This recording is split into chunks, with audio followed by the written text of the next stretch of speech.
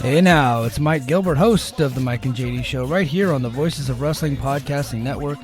Join JD by God Oliva and myself every Thursday night live on the Voices of Wrestling YouTube channel at 11:30 p.m. Eastern Standard Time, as we stay up all night discussing all the hottest stories in professional wrestling.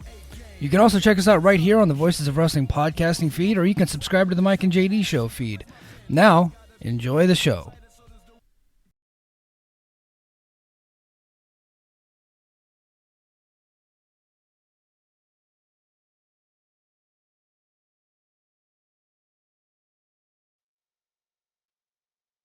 This podcast is a member of the Voices of Wrestling Podcasting Network. Visit voicesofwrestling.com to hear the rest of our great podcasts, as well as show reviews, columns, opinions, and updates across the world of wrestling. What do you guys want to talk about? You are listening to the Flagship Podcast with your hosts, Joe Lanza. What are we doing? This is Mickey Mouse bullshit. It's ridiculous. Doesn't make sense. Just get it done. How is this acceptable? Rich Craich. My whole life has been cheerleading. So much so, I got a scholarship at the University of Minnesota. Recite the whole Go, thing. Gopher! It's like, damn it. And we are live on the Flagship Podcast. I am Rich. He is Joe. Joe, what's happening? How are you? I guess Alpha is live too, right? He's still alive. Alpha is good. Okay. Alpha's good. Little confusion right before the live show. Alpha's good. Yeah, we were kind of... It's apparently it's been touch and go. So I've informed the No Dopes chat room to let us know if Alpha does pass away, because then we can break in. I think you and I are both qualified enough to jump in on Alpha discussions if need be. But as it stands right now, much like the Gambler of WCW jobber fame, Alpha still alive. I mean, unfortunately, we just talked about his brother Sika probably a month ago. Yeah. So that would be terrible if he passes away as well. So I don't know what is going on with that. This show obviously is going live just as all of that madness is occurring for any of you listening to this a couple days later. So hopefully we don't have to talk about Alpha tonight. No, I don't want to next talk week about or next week or the week after that. So hopefully I guess I'm just getting caught up on all of this. I guess Dave Meltzer and I think the MLW account or something, and maybe a couple other accounts claimed he had passed away, and the family is saying he hasn't passed away. The lesson here, people, is you never have to rush to announce a death. You just, you don't. That's one thing. You don't have to be the first person to break something like that. In fact, you shouldn't. It's a good policy to, in fact, try not to be the first person to break a death. That's the kind of thing you really want to verify 1,000,000,000% before you run with it. Yeah. So if that's a lesson that can be taken from this tonight, then hopefully it is. I always pass along this anecdote, and I'll do it again. ESPN erroneously reported the death many years ago of Dodger pitcher Don Drysdale, and he was in fact not dead. And from that point forward, and I don't know if it's still a policy today, but for many, many years, ESPN then changed their policy to where they no longer were going to be the first to report any death. Even if they had verification and they knew someone had passed away, their new policy was, we're not going to be first. We're going to let somebody else be first because we screwed it up. And that's the worst thing possible to screw up, and we're not going to screw it up again. I don't know if that's still a policy in place. Obviously, ESPN has gone through tons of different leadership over the years and over the decades, so I don't know what their editorial policy is or is not on that anymore, but it was for many years because of the Don Drysdale situation. So I don't know. We're live at 8:06 Central Time on Thursday, and as of that time, the family has not confirmed that Alpha has passed away. So I don't know, Rich. I think it's probably best we just leave it at that. Let's do that. Yeah, let's do that. So I think this might be a good time to kind of transition into news that we didn't have a chance to do last week because word came out, I think, the morning after we went live on Thursday, and that was the passing of Kevin Sullivan, who passed away last week. at the age of, let me make sure I get the exact number here. I think it was 76. Let me make sure I have that right before I... Wasn't he born in 1949? I think that's right. Yeah, 75. 75. He was 75, yeah. So he passed away on Friday, so obviously we didn't have a chance to talk about him last week on the Flagship, but yeah, let's do it right here. Kevin Sullivan, obviously his career in and out of the ring, his out of the ring almost as important as his in the ring, his impact on the business, memorable moments, and all that stuff for Kevin Sullivan. But what comes to mind for you when you first hear the name Kevin Sullivan? Man, I mean, a guy with an exceptionally long career, spanning from basically the early 70s through the 90s, right? And, like a lot of wrestlers, if you glance at his cage match page, I guess he kicked around doing indies and stuff in his later years. But, yeah, when you think of Kevin Sullivan, it's pretty funny because it's almost like the first half of his career, he was almost always a babyface. When he broke in, like the whitest of white meat babyface too, which is kind of hard to he's believe. Like a bodybuilder. And he was a bodybuilder. He had the bodybuilder look and the real sports credentials and all of that. And most people know him from Florida in the 70s and 80s. And then he teamed with he had a tag team with Mike Graham, and he had a tag team with Steve Kern in Florida. And then he had a run in the mid 70s with WWF where he was the typical ethnic babyface, the Irish guy from Boston. Irish Boston, yeah. Where he would team with the Puerto Ricans or the Italians. The WWF was always in those days, especially, very heavy on the ethnic babyfaces, trying to draw from those ethnic crowds in those cities. You're going to run Boston, you're going to try to run Irish people. You're going to try to draw Irish people. You run New York City, you're going to try to draw Italians and Puerto Ricans. You run North New Jersey, same thing.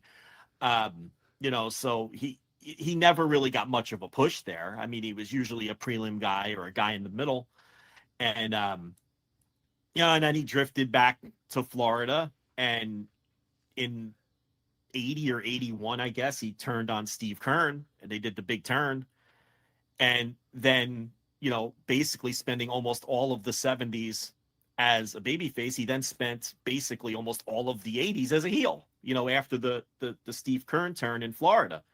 And it wasn't long after that turn that he took on, the satanic gimmick and formed the Army of Darkness. And, he took on the Prince of Darkness moniker and completely changed his working style, from that of, like you said, sort of this white meat babyface or this ethnic Irish babyface working in the New England area, just the guy who was a bodybuilder and I think maybe even a power lifter. Right. And but had a legitimate background in sports. He had that sort of combination of, okay, this is a guy who's has a background in amateur wrestling and real sports, but now he's a bodybuilder and he's a Irish guy from Boston, and now he's this satanic cult leader that's stabbing people in the heart with the golden spike or whatever. It was a big departure. For sure, and then he took on that style, one of the early forerunners of what had, later, in a decade later, would become known as the hardcore style or whatever. And it's not like he was the first guy to take on that style. I mean, obviously the Sheik for many years. You look at Wild Bull Curry. You go back to decades earlier where guys were doing that. But Sullivan for sure was one of the more influential practitioners of that style for what would really take over American wrestling, in the early to mid 90s. And then he would end up in ECW around that time too. But obviously it's going to take a little time before we get to that. Because I think what probably is his most well-known run to a certain age of fans, certainly fans of my age who were just getting into the magazines and the aftermags, as kids, in the 80s, the fans older than me, probably remember babyface Kevin Sullivan, the young babyface Kevin Sullivan, and all the places that he popped up in, right? And then fans around my age, our first exposure to Kevin Sullivan. Now, obviously, I wasn't getting Florida television in New Jersey, but what I was getting was the magazines. Any time my mother went to the grocery store, I was going with her just to get some After Mags. And the After Mags loved the Army of Darkness and the Kevin Sullivan satanic gimmick. Oh, yeah, they did. I mean, they loved it. And it's not like Florida was some red hot territory at the time. Florida was dying like every other territory, especially towards the back end of that run.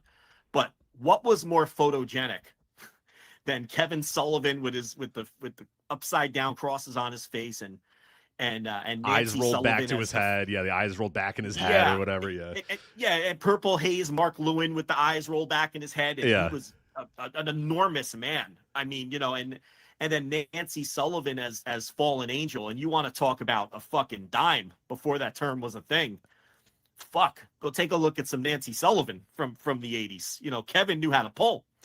Kevin had some Riz, Rich. I would say that Kevin Sullivan did have some Riz. He had some Riz.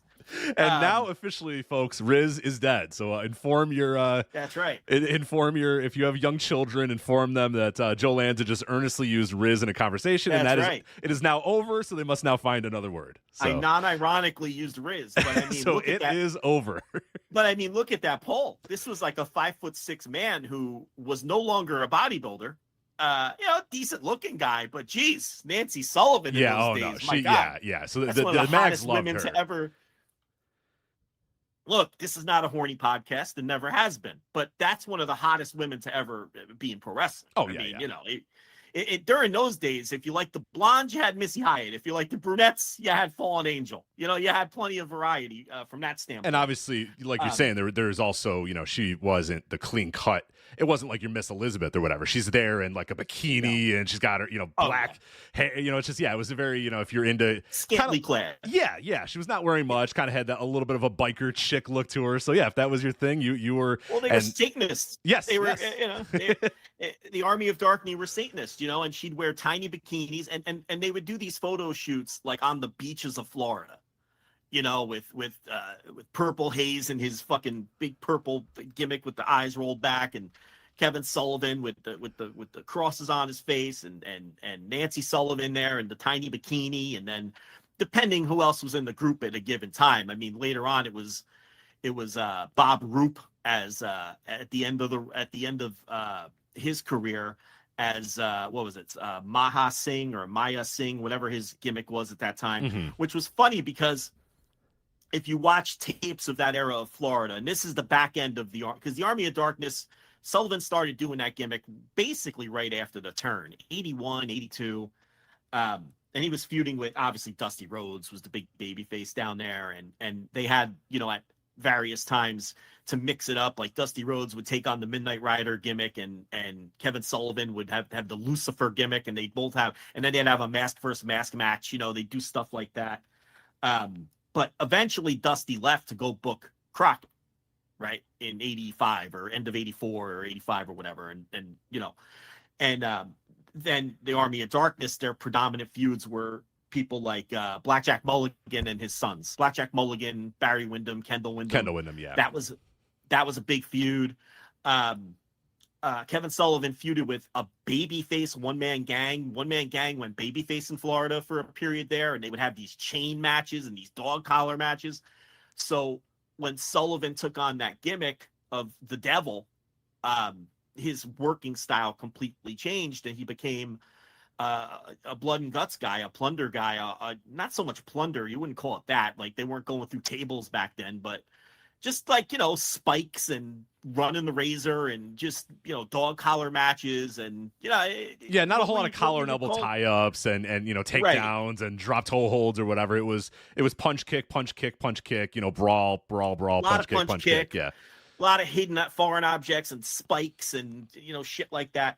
And the promos were completely unhinged. I mean, he was a good talker, but none of it made any sense. It was kind of like Bray Wyatt. I was going to say early, if you go back and listen to a lot of these, and there's a lot out there if you want to, the 106 North Albany YouTube account. If you're ever looking for any old Kelvin Sullivan stuff, this week I was able to watch a shit ton of stuff because that's like a Florida territory YouTube channel. So they got a ton of stuff there from Florida. So you can go and listen to them. And the thing that's unique that with Kevin Sullivan is very similar to Bray Wyatt, where like the delivery and the look and everything is great, but then you're listening, you're like, what the fuck is this guy talking about? He's just like, he's just rambling and there's just nonsense, and he's not really making a whole lot. So while it was, I appreciate the creativity and I appreciate, trying to do something a little different, at the end of the day, though, and especially the juxtaposition of like what else was going on in the territories and how unique it was at the time for him to be, this satanic devil worshiper with, a cult of people around him. It's also like it has that little, it's kind of goofy at times too. And there's a couple times where he's cutting these promos and you can just hear people in the crowd laughing because they're not taking it seriously or whatever. Because he's just like, the comma, Dusty, your comma is ruining my life, and he's just going on in these, and the fans are just like laughing. They're just chuckling, because they're just like, what the fuck is this guy talking about? It's funny. Well, because you have to remember, Florida was a very straight-laced territory. Yes. For forever, with like guys with real wrestling credentials and serious wrestling matches, but in the 80s. Because at this time, too, we should note that Sullivan was the booker. So, the Grahams gave him the book and the business was changing and you had to try more outlandish things to draw. And again, this wasn't and Dusty had left, by the end of this, Dusty was gone too, which was huge. So you had to try more outlandish things to try to draw. So, a lot of these Florida crowds, they weren't used to heavily gimmicked up wrestling. It wasn't like Memphis, where Memphis, it just would have fit like a glove. It would have, been just, the next gimmick coming through town, because Memphis was always very gimmicked up, historically. Florida wasn't. So it's almost, you can pinpoint Sullivan's turn and him getting the book and him forming the Army of Darkness and all the people he brought through. Early on, it was people like Jake Roberts, because the later version is what people remember from the magazines with Purple Haze and with Bob Roop as Maya Singh and with Fallen Angel and with a young Luna Vachon. Yeah. I just watched that angle. That angle was on that YouTube channel. How people never saw that. Would they shave her head? Yeah. So the way that Luna debuts, and I was like, man, who is that? I've never heard of this angle before. I had no idea who this was. So I'm watching this, but like, man, this is kind of interesting angle here. It's goofy, but it's kind of good. So this reporter, it's like, I forget what paper they say she's from. She's from like the, whatever, Lakeland Observer or whatever. At that time, there were so many newspapers. You could just make up a newspaper. Because like now you can't make up a newspaper because nobody would buy that there's somebody from a newspaper showing up to your wrestling show. Like, what the fuck? I've never heard of that newspaper. But there you can just be like, the Lakeland Express. And they're like, sure, that makes sense. That's probably a newspaper. So this woman shows up named Trudy Hurd is her name. And she's there to give Kendall Windham like the Superstar of the Year award or the Wrestler of the Year award or whatever. I forget what they called it. So, they give, Kendall Windham the Wrestler of the Year award. Kendall, who has none of anybody's charisma. He has none of his father's charisma, none of his brother's wrestling talent. He's kind of a dud. You don't think Kendall Windham's very good, right? Kendall Windham? Yeah. Who enjoys Kendall Windham? I know, right. I just wanted to make sure it wasn't a hot take on Kendall Windham, but I'm pretty sure everybody is in agreement that Kendall Windham is one of the biggest. So he he grabs the war. I don't mean to cut you off, but his dad was this big, like a legitimate 6'6", 6'7", this big hulking figure. And by then he was older. And at the end, he'd just come off the Machines run and he was just an older guy. And Barry, obviously, there was a period where many people thought Barry Windham may have been the best wrestler in the world. It may have only been 18 months, but Barry Windham was considered hell on wheels as a worker and obviously had many good years as a pro wrestler and was a legitimate main eventer in places and also a legitimate top level worker and wrestling star for many years. Kendall Windham was Kendall Windham. He was, the man needed to consume some cheesesteaks. He was he was so thin. He was almost thin. Looked sickly. Yeah, he had his dad's height, but none of his dad's weight or girth. And he was probably 6'5", 200. You know what I mean? And keep in mind, in the heart of the steroid era, he looked like right. It stuck out like a sore worse thumb. Too. And he wasn't much in the ring. And Kendall Windham just wasn't a guy. So this Trudy Hurd. Shows up and gives him an award and says, "Oh, here you're the Lakeland Express's, Wrestler of the Year or whatever." And go, "Thank you for the award or whatever." And then all of a sudden, like Kevin Sullivan and his guys come out and they just start. It's this wild brawl, and Trudy's kind of caught in the middle of it. She doesn't know what to do. She doesn't know how to get out of there. And then all of a sudden, it's kind of shocking when you watch it. Is the brawl happens and Sullivan just yells at her, and you're like, "What the fuck's going on?" And then all of a sudden, he slaps her out of nowhere, and you're like, holy fuck. And Gordon Soley's going nuts and saying like, oh, that's deplorable. It's just we talked about it. Like, I'd like to talk to Tom, that sort of angle that we did the whole deep dive on. Like, you can't, probably not gonna be able to do that angle anymore. But what ends up happening is then there's like this promo package that comes and plays, the week later or whatever, and it's Sullivan in his lair or whatever with all the Army of Darkness. He's got, Nancy or she's the Dark Princess is, running her hands through Sullivan's hair, and he's got, Mark Lewin, like you said, and all those guys, and he's cutting this nonsensical promo or whatever, and he says, Kendall, you say that I have this way, that nobody believes in me, that I can't turn people to the darkness, that I can't make people follow me or whatever. Again, very Bray Wyatt, a lot of Wyatt family stuff here, but essentially, that people don't follow me, people don't believe in me, I don't have any pull or whatever. Well, he says, what about Trudy? And then they cut, and there's the newspaper reporter sitting there in the room, and all of a sudden it's like, and he's like, she's here on her own accord, but she knows that she wants to be a part of the Army of Darkness or whatever, and he says, now I want her to make a sacrifice. So then Trudy says, do it, and then you hear somebody off camera being like, Trudy, do you really want to do it? She goes, do it, and then they shave half of her hair. And that's the mohawk, the Luna Vachon mohawk right there. She kept that mohawk the rest of her life. You probably had an epiphany. You were like, wait, that's Luna Vachon. Right. And then it made me, I was like, right, Luna's real name is Gertrude. Trudy, doesn't, when she's got like, cause she had like normal like 80s hair, like big 1985 hair. She had a very conservative ladies haircut in the 80s. But then when she shaved it after that angle, I'm like, well, that's fucking Luna Vachon, clearly. Like, you could tell it's Luna Vachon very clearly once she shaved that hair. But that's where the, what she would have for her entire life, that mohawk comes from this exact angle right here. And I gotta admit, as I'm watching it, I'm like, look, this is kind of dumb, but it's also, I get it. I get why this would be, fascinating for somebody watching Florida Championship Wrestling or whatever to get this very, very, very, or Championship Wrestling for Florida, I should say, and get this very different, thing that's just, it's unique. It was very unique, even if at times you're like, what the fuck is this guy talking about? Yeah, it was certainly a pivot for him and the territory. And again, a lot of different people pass through, but that's kind of what everyone remembers from them, because they would do these photo shoots on the beach and everything, and that was always the group. And the thing was, Mark Lewin and Bob Roop, those guys were at the very end. Oh, they were old as hell, yeah. This was it for them. And Lewin, Mark Lewin still looked great. He had a good body. He was huge, a big guy, and he was put together. Bob Roop was at the end of the line, and Sullivan knew Bob Roop from when he worked with him in San Francisco. Yeah. Mm-hmm. So those guys had history. And I never knew this, but I heard Meltzer talking about this. They had a big money drawing feud in San Francisco. One of the last big money drawing feuds, according to Meltzer, that San Francisco had. So, obviously Sullivan liked Roop, and he gave him a spot, and he worked and it was funny as Maha Singh, but it's funny because if you watch those old Florida tapes of Maha Singh, Gordon Soley on commentary would just call him Bob Roop. Like, he refused to call him by the gimmick name. Bob Either Roop. because he was Bob Roop. He's like, this Bob Roop gets in there, and this is a man who had great amateur credentials, and I don't know, Kevin Sullivan's gotten into his head, and it's like, either he was grumpy and didn't want to and thought it was goofy, or he felt the Florida fans knew it was Bob Roop and he didn't want to insult them, or it was him playing along in such a way of where, okay, he's calling himself Maha Singh, and Kevin Sullivan is telling us he's from Calcutta, but I don't have to play along with this. Right.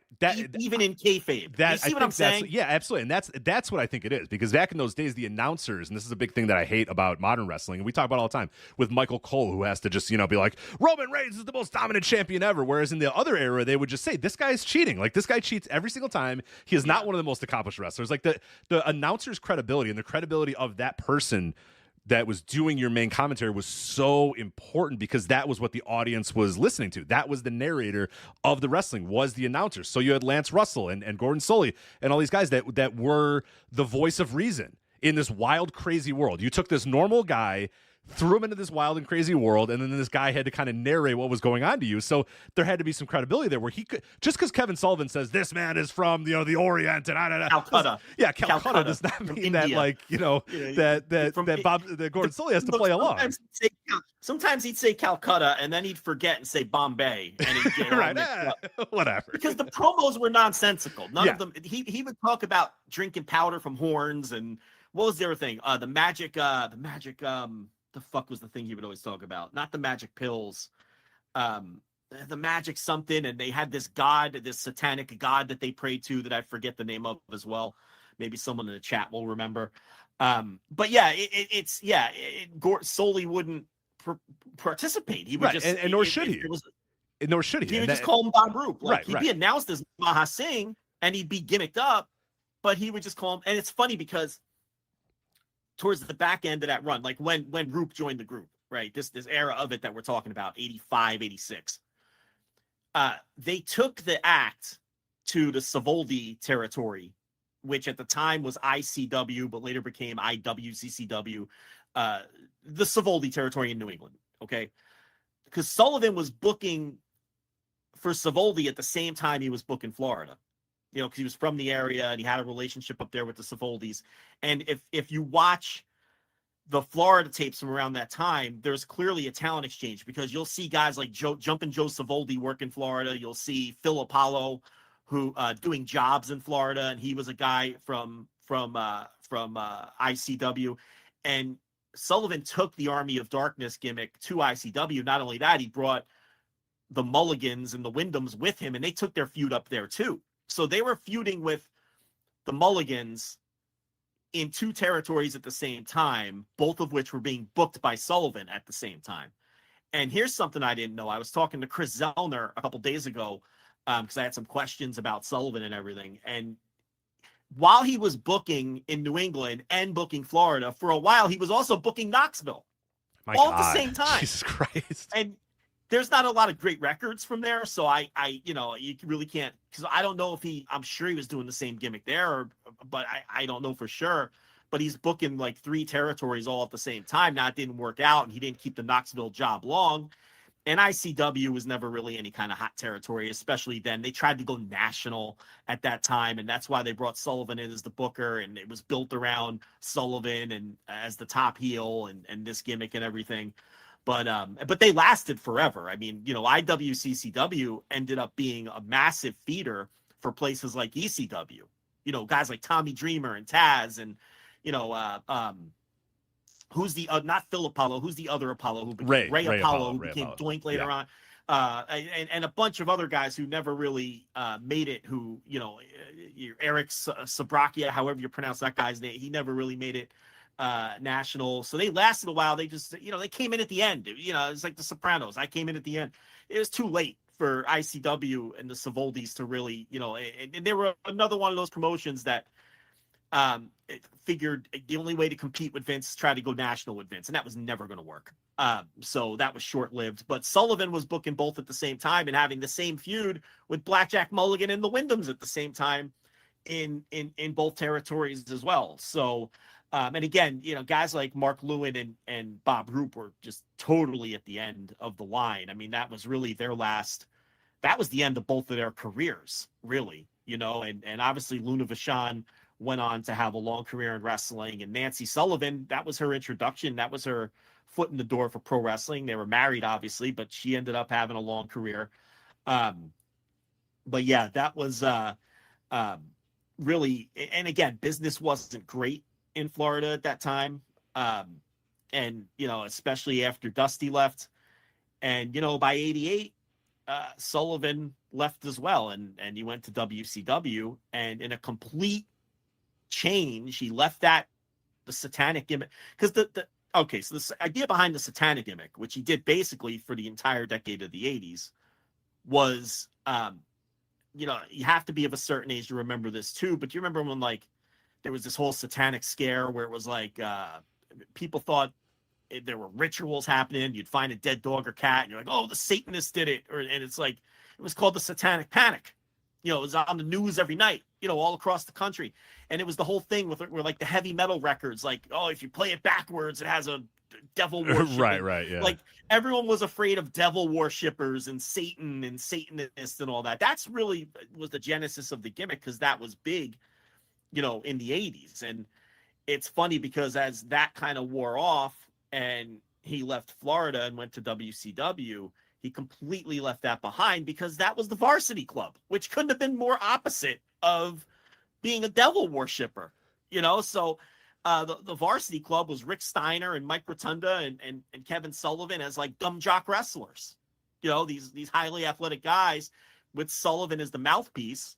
And the whole idea was, I've got these two stud, wrestlers, college wrestlers, who are just going to out-grapple everybody. And, later on, Dr. Death Steve Williams came into the group. And who else was in the Varsity Club? Dan Spivey was part of the Varsity Club, because, they only lasted about a year and a half, but they went through, a handful of members. I think that's everybody. But I think that's right. Yeah, I think it was Sullivan, Rotunda, Steiner, Dr. Death, Dan Spivey. Yeah, I think that's it. Spivey at the end. Then there was the brief reunion that happened in 1999 or whatever with Vince Russo, but we don't have to get to that one. With Kimona Wanalea, whatever her name was.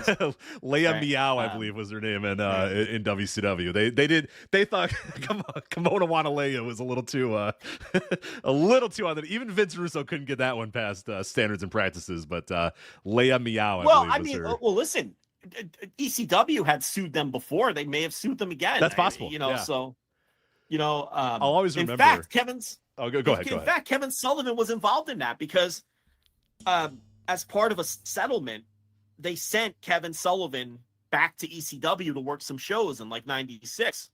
So I could totally see being gun shy about, are they going to claim, fucking copyright on, like, the name's not worth that much. One of the best things ever. I remember this, because it's like, they're desperate for ratings at this point. This is Vince Russo's first tenure in WCW, and it's Vince Russo, and he's, grasping at whatever straws he can grasp at. So for some reason, the Varsity Club is what he's like, bro, you know what we need to do? We need to bring back the Varsity Club, a stable from, 1987 that nobody remembers. That wasn't that big of a deal even then, but like, whatever. So then he's like, yeah, bro, we got to get this, this hot, they got to have a hot woman. They got to have a hot woman with her. So they had Leia Meow come out, and she's wearing a little bikini and a little skirt or whatever, because she's supposed to be this little cheerleader. Well, the gimmick that she had in WCW was she would bring out a little trampoline. I don't know if you remember this. You probably were not watching at this point, and I hope you were not watching at this point. So anyway, I wasn't locked in. That's on 99 WCW. Yeah, it's probably a good idea. So this is like late 99, early 2000 WCW. So very bad period. Well, it's actually going to work. Actually, pretty quickly. It's going to be Kevin Sullivan's going to take over the book here. Actually, you know what? I think Sullivan was in the book here. You know what? Now that I think about it. What, 99? Yeah, because this is no. This okay. So it did start with Russo. Okay, no. It was Russo, because he was let go like early 2000 when when he wanted to put the title on Tank Abbott or whatever. So anyway, Kevin Sullivan is in the unit, though. So what they do is they have Leia Meow come out with a little trampoline with the idea that, hey, we're going to get this hot woman in a bikini to bounce on a trampoline, right? Seems good. Seems like a great ratings ploy, that the young demographic is going to see this hot woman bouncing on a trampoline and go, yes, I'm watching this show. There's one problem, though, Joe. Maybe you can figure out what the problem would be with Kimona Wanalea / Leia Meow jumping on a trampoline. I don't know, her tits popping out?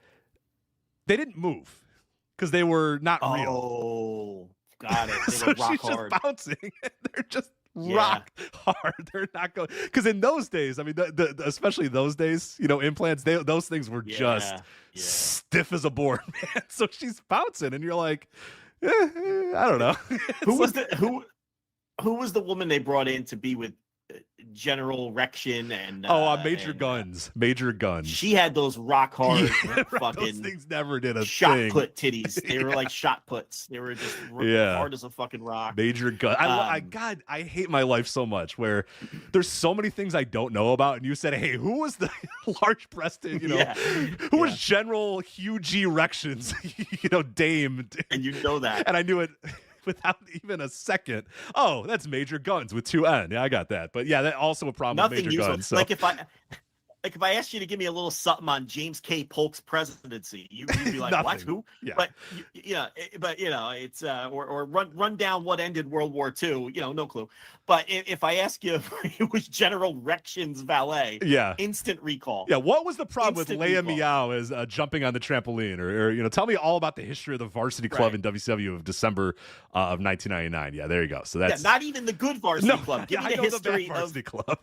That's my brain is occupied by the horrific Varsity Club that was around for maybe a month, conservatively a month.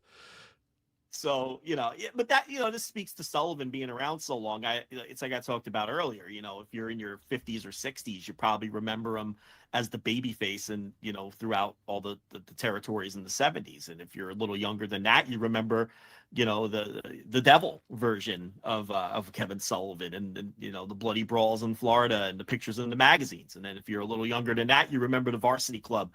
And, the early 90s WCW, after Varsity Club broke up, okay, he kind of sort of went back to that gimmick because he was managing like Cactus Jack and who else? Maybe One Man Gang. I forget who else. And they were kind of a heel stable of wild brawlers for a while there.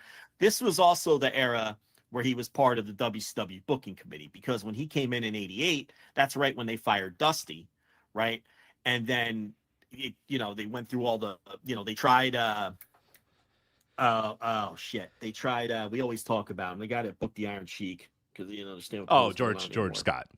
They tried George Scott, and then they settled in with the committee, which at various times was, so Kevin Sullivan was booking a lot of this stuff and booking a lot of that really good stuff because people remember 89 and 90 WCW very fondly.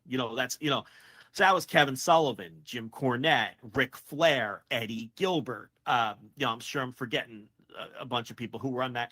And that is where the genesis of the heat between Eddie Gilbert and Kevin Sullivan began, from the WCW booking committee. And, Gilbert, you could totally understand why those two guys wouldn't get along, right? Because while they were so similar in a lot of ways, in that they were undersized guys trying to make it at the worst time in the business to be an undersized guy. Okay, let's be honest. And they both had to find their way. Sullivan did it by becoming a hardcore gimmick wrestler, and Gilbert did it by being just a fantastic talker and the ultimate hustler and a good worker. And both of them just were considered to be guys that had great minds for the business, that classic phrase, and guys that had a million booking opportunities and who people respected for their brains. But so while they had all of those similarities, they were so different in that Kevin Sullivan was this soft-spoken guy who got along with everybody and who was friendly and everybody loved. And Eddie Gilbert was this high-strung guy who couldn't get along with anyone and was so driven to be a star in pro wrestling and had so many demons and so many problems that it ultimately sunk him. So you could totally see two guys like that who both were very similar and very much opposites personality-wise, just not getting on and not getting along, and especially when you put them in the same fucking room on a booking committee and there's a power play going on. Yeah, well, and they're competing for the same job as well. Not only are they different human beings, but I think of, especially at that time in the wrestling world, how many spots were there for somebody who wanted to be a booker? So both these guys wanted to be a booker. You have WWF, that's not going to happen. You're never going to get hired by the WWF to be a booker. You can be an assistant. You can get in the room with Pat Patterson and Bruce Pritchard and Vince or whatever. But if you want to be the booker, you got WCW or you, hell, 1989, 1990. Fuck, what are you left with now? You got the dying husk of a couple of territories still. Yeah, I mean, you pretty much had that WCW job.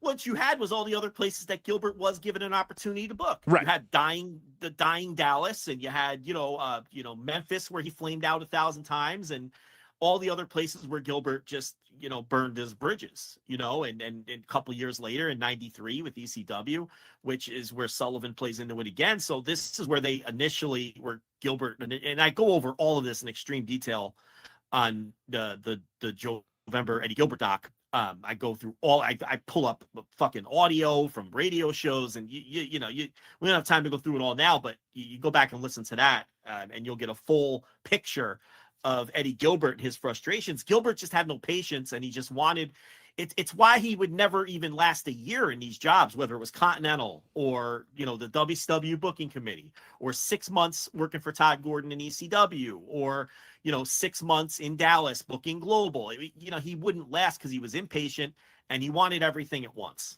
And if things weren't happening fast enough, if things weren't growing fast enough to his liking, if things weren't going his way, if he butt heads with the promoter or the owner, that was it. He would self-destruct. And you could totally see why those two personalities, Gilbert and Sullivan, who was more mild-mannered and you know, just a guy that was friendly and good with people, why they just wouldn't get along. And that's where it all started, you know. And then eventually both of them left WCW, and Sullivan bounced around. This is that period where he would end up with ECW after Gilbert got fired by Todd Gordon. But before that, he had a run in Smokey. You know, Jim Cornette brought him in, and he did some hardcore stuff in Japan because, again, he had a reputation from a decade earlier of being this great brawler, you know, who would do the blood and guts. So, you know, he worked like FMW and Wing and places like that. And then, you know, in 93, and this is right where we are in November, because we're about to do Ultra Clash, you know, and you know, I just did the Gilbert stuff and everything. You know, that's when Todd Gordon finally had enough of Eddie Gilbert and his erratic behavior, and he fired him. And, you know, Gilbert calls him up a couple of weeks later trying to reconcile and get back on the Ultra Clash card. And Todd Gordon tells him, he goes, "No, Eddie, we're done. You know, I it's not personal. It's business. I can't do business with you anymore. And besides, I've replaced you on the card." Because, you know, the match was Eddie Gilbert and Abdul the Butcher versus Terry Funk and Stan Hansen was the main event of the Ultra Clash card that they had built for, you know, 2 months or whatever, but in between Super Summer Sizzler Spectacular. You know, Gilbert couldn't charm his way back in. You know, Gordon had had enough, and Gilbert said, "Oh, who'd you replace me with?" And Todd Gordon, who went back many years with Kevin Sullivan and was friends with Kevin Sullivan, but couldn't book him when Gilbert was there because Gilbert hated him. Okay. And he had to break the news to Gilbert, and he said, I brought in Kevin Sullivan. And then, you know, the way Gordon tells it is there's just silence on the other end of the line. And you just know that Gilbert is seething. Yeah. Because not only that guy, of all the guys, it's that guy. Right. Yeah. Fucked up the job and couldn't get back in because now they're bringing in like his arch nemesis, the man he couldn't stand, was replacing him. And Sullivan ended up having a nice little run in ECW. He was a key figure during the early Paul Heyman booked days of ECW. You know, he jumped right in and teamed with Abdul the Butcher at Ultra Clash. And then, you know, he was instrumental in the elevation of the Tasmaniac. Yeah. Right. Yeah. In the early days. That's a of the cool team too. Watching those two little brick shit houses walk out. You know, I mean, they seem perfect for each other. Man, for sure. They're both 5'5", tough dudes. You know what I mean? With a little, you know, look like little fucking, you know, yeah. It's I love that team. Yeah, that team's a really fun team to watch. Yeah, he stuck around a while, and he was always figured into the important stuff because, you know, Heyman recognized what he had. He's like, look, I'm not going to have Kevin Sullivan for a long time. But this is a guy who, you know, has this great mind and he knows how to get things over. And Heyman knew that he could use guys like Kevin Sullivan. You know, he did the same thing with Jimmy Snuka. He used Jimmy Snuka to get Tommy Dreamer over, you know, when he first brought Tommy Dreamer in. Because Heyman wasn't going to rely on these old guys. It's the old Heyman playbook. You use these old guys to get the new guys over, you know. So, and Sullivan understood that too. So, you know, and then at the end of Sullivan's run, you know, he brought Nancy in. And that's where they had Nancy turn on him and go with the Sandman, you know, and then that became like a legendary pairing in ECW with, you know, Woman and the Sandman, you know, and that's when Sullivan got rehired by WCW. So he probably spent a good year in ECW helping to get all of these new guys over, all these guys that Heyman saw something in, all of these Northeast indie guys that their careers were just going nowhere, whether it was the Sandman or Tommy Dreamer or Taz, or you go right down the line, Public Enemy, you know, Rocco Rock, who was doing the Cheetah Kid gimmick for years and years and years. I could tell you how many times I saw the Cheetah Kid on an indie poster when I was a kid in New Jersey, you know, because he idolized Tiger Mask.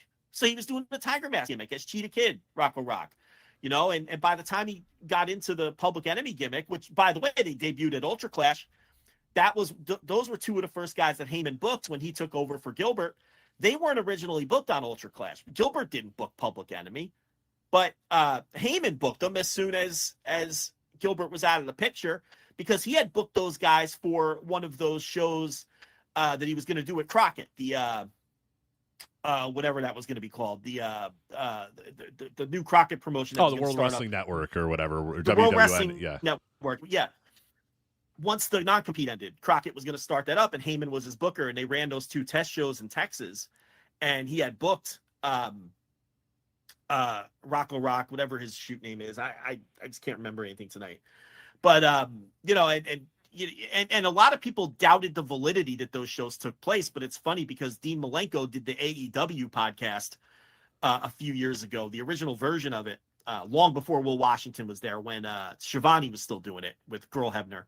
And Malenko basically confirmed that those Texas shows that Heyman ran were real, because he mentioned wrestling on. He didn't mention the show specifically, but all the details lined up. So now we know that those shows were real. A lot of people thought that those shows were Heyman working the sheets, right, and sending fake results, right, fake attendance, you know. But because no one could find any fans that actually went to these fucking things. Now, did he fudge the attendance? Probably. I think he said 7,000 people were in Fort Hood to watch this indie show, which probably wasn't the case, you know, but we now know the shows at least happened, you know, and they were real. But anyway, the point is, Heyman created Public Enemy, booked them, and they worked the opener on Ultra Clash, and the rest is history. There were 2 other guys, you know, John Rock, Rocco Rock, and Johnny Grunger was working as John Rock in Philadelphia area indies and going nowhere, you know, and he saw something in all of these guys, and, you know, he knew, you know, long term it wasn't going to be the Tasmaniac that was going to get over. He had him channel that chip on the shoulder and turned him into Taz later. And Tommy Dreamer, he knew that guy could be a sympathetic babyface, and he used people like Kevin Sullivan and Jimmy Snuka and, you know, these veteran Road Warrior Hawk, you know, to help get, well, Hawk he actually wanted to keep around and push, but you get the idea. He used these guys to help get these guys over, who now we all are synonymous with ECW, you know, all of these names. So anyway, the point is, Sullivan was a really key figure from 93 and 94 in ECW before he went back to WCW in 94 and formed, and then now this is the Hogan era, and this is, you know, the Dungeon of Doom, which again, now we're hitting your generation of fans. Yes. Now this is where you start to remember Kevin Sullivan and the Taskmaster and the Dungeon of Doom Kevin Sullivan. Which sucks, by the way. All this stuff is horrible, by the way, for the record. It's horrendous. Yeah, it's awful, yeah. But, King Curtis, Iakea, the Yeti, Loch Ness, you know, it's just awful stuff. It's awful, but it has so many parallels to the Army of Darkness when you really look at it, because you look at the Army of Darkness, and it was all those guys at the end of their careers that Sullivan was just milking the last bit of marketability out of. He's like, look, Bob Roop isn't going to make me money anymore, but if I gimmick him up, Mark Lewin, who was always kind of a weirdo gimmick in a lot of the places that he worked, I can squeeze the last bit of marketability. And King Curtis actually was part of the Army of Darkness in certain territories. In ICW, King Curtis was part of it. When Sullivan brought the act to Hawaii, King Curtis was part of it. So, you know, when he briefly went out to when it was called Polynesian Pro, the Army of Darkness was out there with King Curtis. So he liked King Curtis because he brought him into the Dungeon of Doom as the Master. Wasn't he the Master? I forget what his name. Yeah, something like that. I think it was the Master or something like that. Yeah, he was supposed to be kind of the guy leading. I think it was the Master. Yeah. Yeah, he was the guy that Sullivan was answering to, the guy that's why he was the Taskmaster and the Master was the Master. He did the Master's bidding. Yeah, in the early days of the Dungeon of Doom, and when you look at it, it was set up just like the Army of Darkness, because the Army of Darkness, and I can't, I'm blanking on this, and I'm going to remember when my head hits the pillow later. I'm going to be mad, but he had the fake version of it was never an on-screen character, but he would always reference some deity that they were serving with the Army of Darkness. You know what I'm talking about? Yeah, I recall the name. It wasn't like the higher power or something like that. Yeah, I forget what it was. A Buddha something or other. So when they did the Dungeon of Doom, which was basically a cartoon version of the Army of Darkness. Yes, yeah. Because he put King Curtis in that role, and we actually had an actual person playing the role of what that on-screen character was for the Army of Darkness. And if you look at the early Dungeon of Doom, it's very similar in that it was a bunch of guys at the end of the line, like Kamala and the Butcher, Brutus Beefcake, and all these guys who didn't really do much of anything after the Dungeon of Doom thing, just like Mark Lewin and Bob Roop were at the end of the line, so he would find these guys. Yeah, Loch Ness was giant haystacks. I mean, Jesus Christ, I think the guy wouldn't even live that much longer. You know what I mean? Like, I think he was, I think he died a couple years after that. I mean, obviously, given how gigantic he was or whatever, even, I think he was ill too. He had some kind of sickness too. Because he was Loch Ness feuded with he was Giant Haystacks in the UK, and he feuded with wasn't he a contemporary of Big Daddy? Didn't he have I think so. Yeah. I believe so. Didn't he have a sort of a feud with he was Big Daddy's nemesis? I think so. Yeah. Or he teamed with him. Maybe he teamed with them, or he had a feud. I forget. My history of UK wrestling is not as strong as it is for Ethan Tyler to jump in. Yeah. But yeah, and he was at the end of the line, and then I think he got sick. But you get the idea. It was like the cartoon version of the Army of Darkness, same deal. And now it was perfect for Hogan too, because Hogan, perfect. Hogan was still caught in, this is 1995 WCW, and this is 1995 Hulk Hogan, and he had not updated with the times. And you have this, like you said, essentially a throwback to this 1982 stable.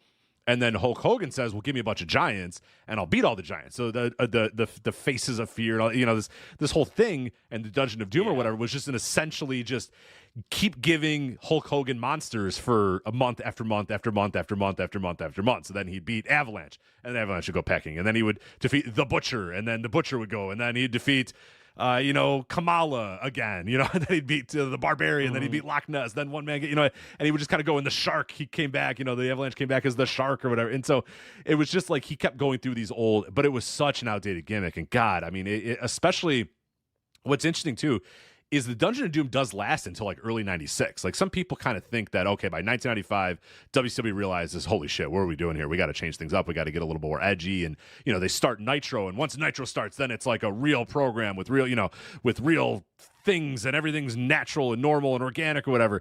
You still have a lot of these old holdovers of like the Dungeon of Doom or whatever. So you have this, like, in some ways, a very realistic show, a very real sounding show. And then you go to the back, and then there's like this room that's like filled with green lighting and mist. And you got Kevin Sullivan being like, Hulk Hogan. You know what I mean? You're like, what is going on? Like, what the fuck is this show? He's like, the world can't exist with you and I on the same planet. It's like, I think he was announced. I remember Michael Buffer at one point having to say, this man he's currently seeking asylum from the Conch Republic, and I'm like, what the fuck is he talking about? But that's what Kevin Sullivan said, that he was, he wasn't from a hometown. He was seeking asylum from or in the Conch Republic or whatever. You're like, what are you talking about? But it was always gibberish. It was never like, those are just words. Like, those are just a bunch of words that you threw out there. But then it stuck out like a sore thumb. And believe it or not, it lasted until like 97, the Dungeon of Doom. But by the time that quickly, like, Hogan's going to pivot into the NWO, and obviously then the Dungeon of Doom is pretty much done at that point. Yeah, but Sullivan, again, on again, off again booker of WCW this whole time. Now, a lot of times it was kind of toothless, right? Because he's the booker in name, but you have guys like Hogan and the Outsiders and all these guys who had some level or total creative control. So it's like, what kind of booking power did he have? And then you also have guys that even to this day take credit for all the good stuff and then don't take any blame for the bad stuff too, that are out there telling everybody they're experts about wrestling. So it was always hard to tell, since all the good stuff was Eric's ideas, and then the stuff that didn't work was the creative control or this other guy. But he didn't get much love. Fault right. Yeah, but he was always part of the office and everything. And then, of course, people remember the Booker Man deal with Brian Pillman. That's obviously very memorable, where I respect you, Booker Man. And that was Kevin Sullivan really got into the work shoot stuff. You could see in his booking career where he really tries his best to evolve with the times and what he thought would get over, and because even, the Pillman thing, and then, which Bischoff had a big hand in that too. And Pillman worked the shit out of Bischoff to get out of that contract. And then the Benoit thing where, he quote unquote booked his own divorce when, he ordered Chris Benoit and Nancy and Nancy to go hang out together, go out to dinner, go make sure you're seen at the bar, make sure you guys are always holding hands. And then they ended up, she ended up leaving him and marrying Chris Benoit, whatever happened there.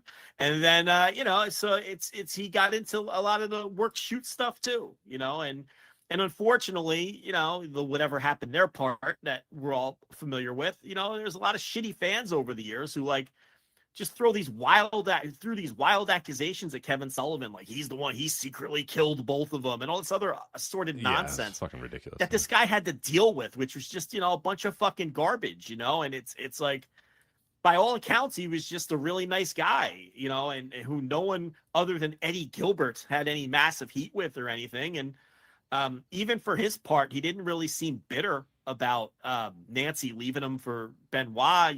His claim was they were on the verge of getting divorced anyway, and who knows if that's just saving face or whatever. Yeah, but I don't know either. I I know there's also some, and I'm not sure if this is actually, I know it's just stuff that I've seen, and maybe it's just rumored or bandied about, and maybe someone can confirm it or not, that there may have been some domestic abuse stuff from Sullivan towards Nancy, but I try to nail that down exactly this week, and I couldn't find out that. there about Sullivan, though, who knows? If that's what I mean. That's what I mean. It was crazy really Benoit fans just right. It was hard to figure out what was fantasy and what was real or whatever. So if somebody has anything that is substantial about that, I just thought I'd point that out because I know that is a thing bandied about, but I couldn't find out if that was like nobody that I didn't see any sources that I completely trusted that reported that. So that made it a little hard to say definitively. Yeah.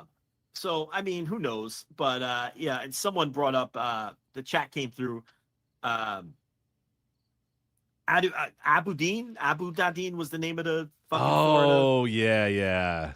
Abu Dadin, I think. Yeah, I think Abu Dadin, Dadin or whatever he would say. But again, like, it's just words. You know what I mean? You'd be like, Abu Dhabi. And you're like, what are you talking about?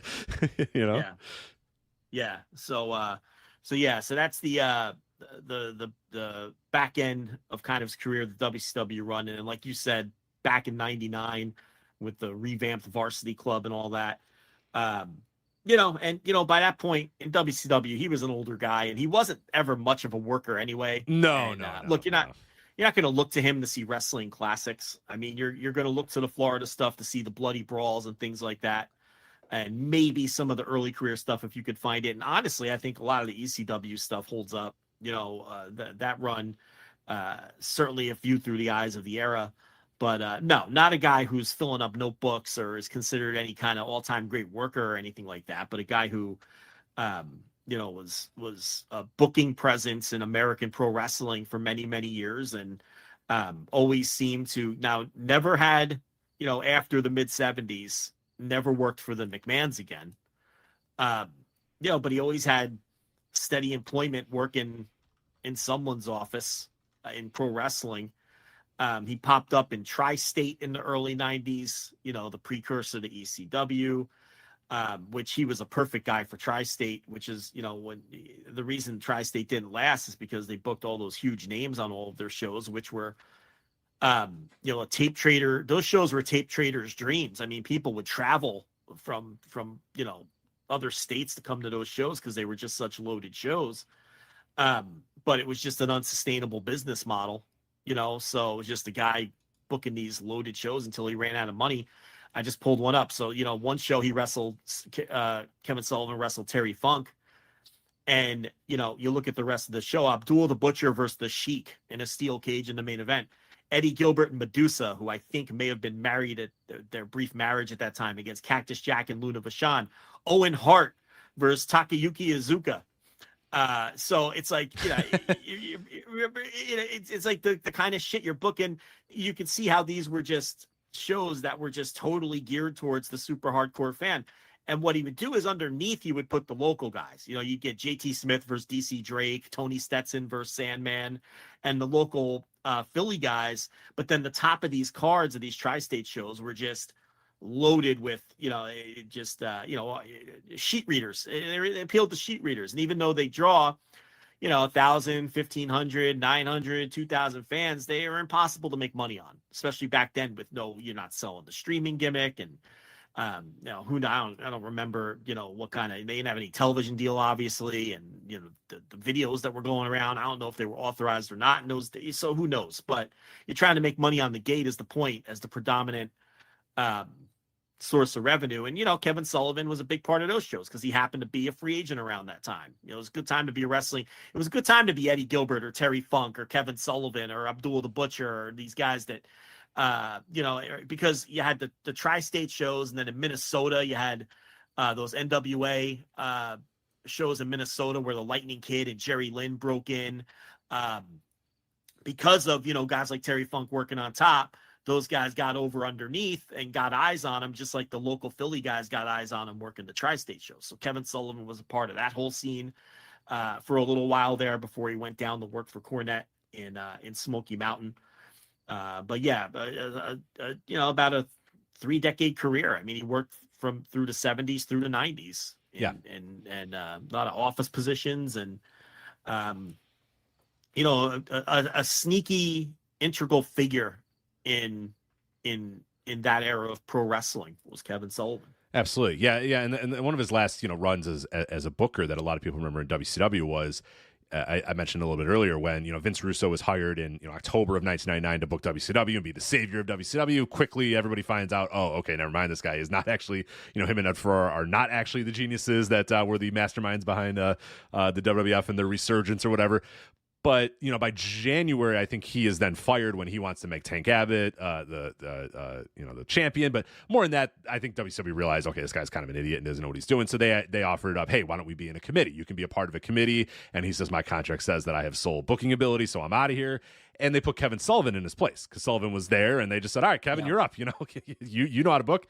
Go ahead, go for it. And one of the big things that comes up is that is when they're doing the title tournament. And Kevin Sullivan realizing that, because of the divorce stuff and because of his reputation, that maybe a lot of the young guys, particularly Chris Benoit, who they were pushing at that time, wouldn't be, all in on Kevin Sullivan being the new booker and, thinking, oh, God, we're going to go right back to, because Kevin Sullivan was, like you said, he got along with a lot of people and he was a people pleaser to the giant egos in the room. So they thought, oh, God, Sullivan's up again. Okay, it's going to be Hogan and Nat. All the, these guys are going to come back. Where Russo came in and kind of said, hey, we're going to go young. We're going to go, we're not going to push the old guys quite as much. They all had the fear that, oh, Kevin Sullivan's going to come back in and push all the young guys. And then famously, he has Chris Benoit win that title tournament.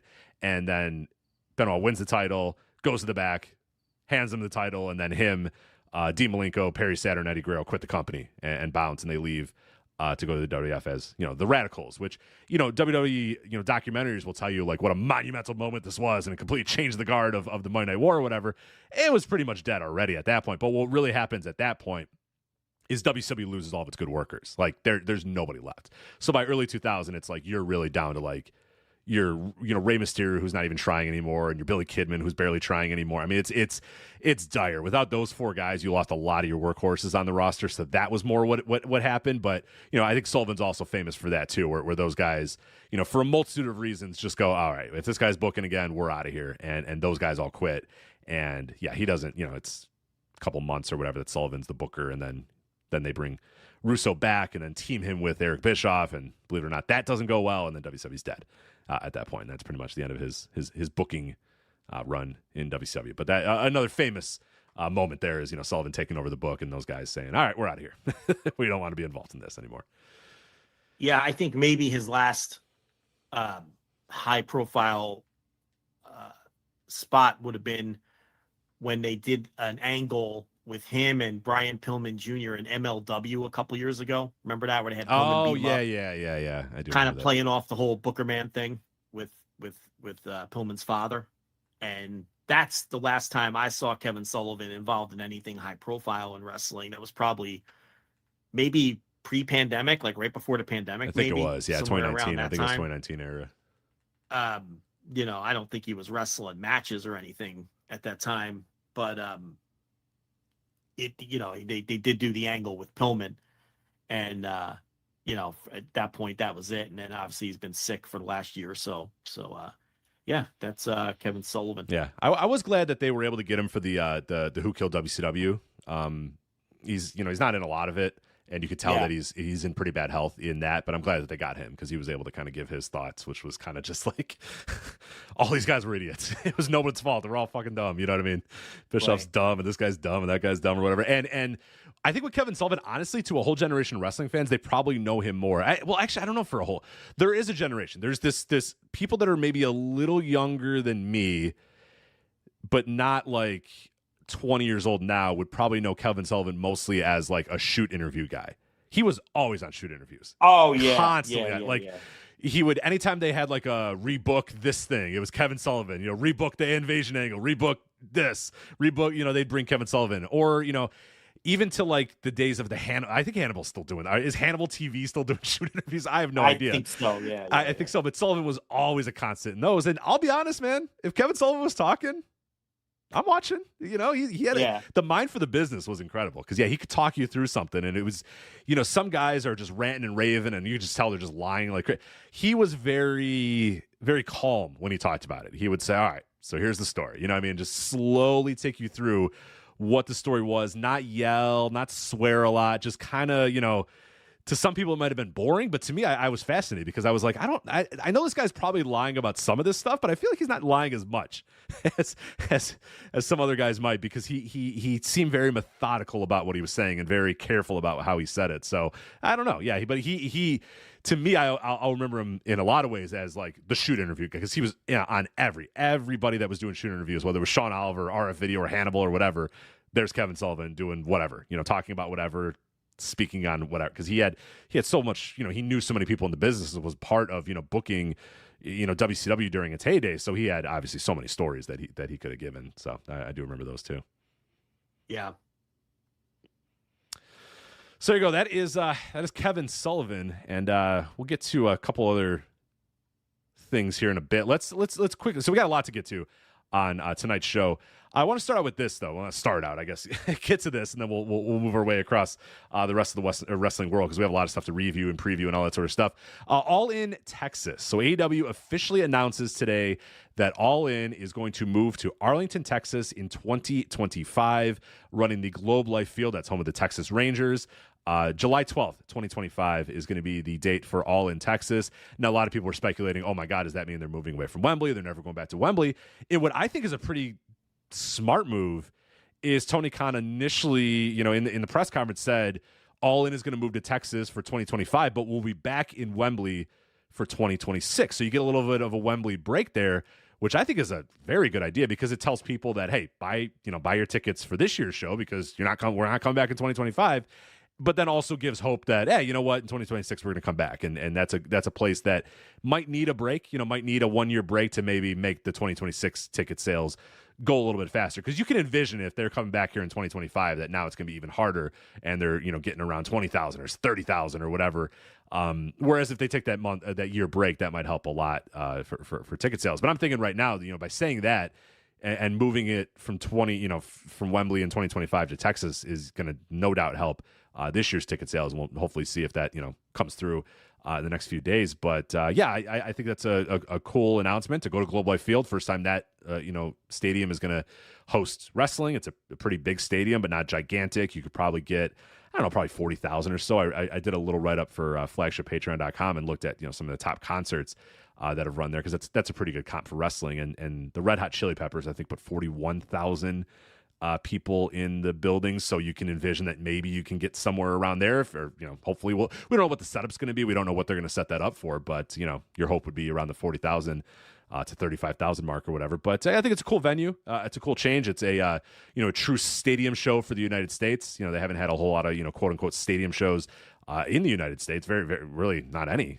Honestly, if you really think about it, I mean, depending on what you think of Arthur Ashe. Ashe, the closest. Do you count Arthur Ashe as like a quote unquote? That's like a weird. It's an in between stadium. It has kind of a stadium vibe, but it's 20,000. It's basically a big basketball arena size. So yeah, I don't consider it a true stadium show. Yeah. So this would be that first true stadium for them, and the excitement seemed to be there. Like, I know that obviously they're not blowing the doors off of ticket sales right now, but it did seem like there was some decent buzz of oh crap, okay, cool, they're going to Globe Life, that's kind of cool. So it did seem to kind of reinvigorate the fan base a bit. So yeah, I think it's a cool move, and obviously more so it shows that the relationship between Arlington, Texas and AEW is very good. Obviously, if nobody was happy with the residency, and if Arlington thought, oh, that was a waste of money for us to do this residency, they're probably not going to do this. And this show is another collaboration, and it said so in the press release as well. This is a collaboration between the Sports Commission in Arlington and this Rev Entertainment Group. I don't know what their involvement is exactly, but that tells us, because those are the same people involved in the residency as well, that tells us that,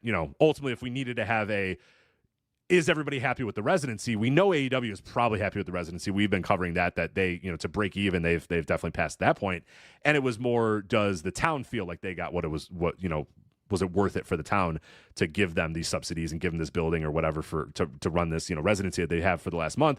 Well, obviously, yes, because now they're also working with them to, fill up their big giant, baseball stadium. So yeah, that tells us right there that the residency is working, and yeah, this is kind of cool, and I'm interested to see what the setup is, and now we, next year, all in Texas. Yeah. So yeah, I mean, I agree. I think it'll help the Wembley ticket sales to some degree, because I think if you're someone who was sitting on the fence, or maybe you were going to make your decision that day, you might be thinking now, oh shit, if I don't go this year, I got to wait 2 years, right? So I do think from that standpoint it'll help. I think the show's going to draw, because I think it'll be sort of we have a test case with Wembley. It's kind of a novelty because it's their first big stadium show in the United States. So I think it'll draw the traveling fan that maybe AEW hasn't been drawing lately over the last 18 months or so as much as they used to in the early days. So you get the local fans, of course, and then I think because it's a big stadium show in the U.S. and because they've done a good job establishing All In as kind of their tentpole event over the last 2 years, I'm confident that the show is going to draw. I think having that All In branding is important, because I think if you just said, okay, we're having a new pay-per-view, it's, or Wrestle Dynasty is going to be at Globe Life, I think you might I don't know if you're going to struggle, but I think it's going to be a little bit harder, whereas All In, All In, we were in Wembley, we put 80,000 in Wembley, we're going to put 50,000. It has an establishment as All In matters. It's it dates back to the original conception of the company. Like, All In, they're going to put their best foot forward. They're going to give you a big time show. So I think that helps too, because if you just call it some new pay-per-view or they move Full Gear there or whatever, I don't know if that has quite the same the same cachet as, oh shit, you're gonna bring All In to Texas. Okay, that's kind of maybe worth, if I'm nearby, or if I'm a state nearby, or if I'm in the United States, and that makes it worthwhile to travel. Whereas, am I traveling for Wrestle Dynasty or Full Gear? I don't know if necessarily you would get as much. Whereas this is like, oh yeah, no, there's definitely buy-in for All In.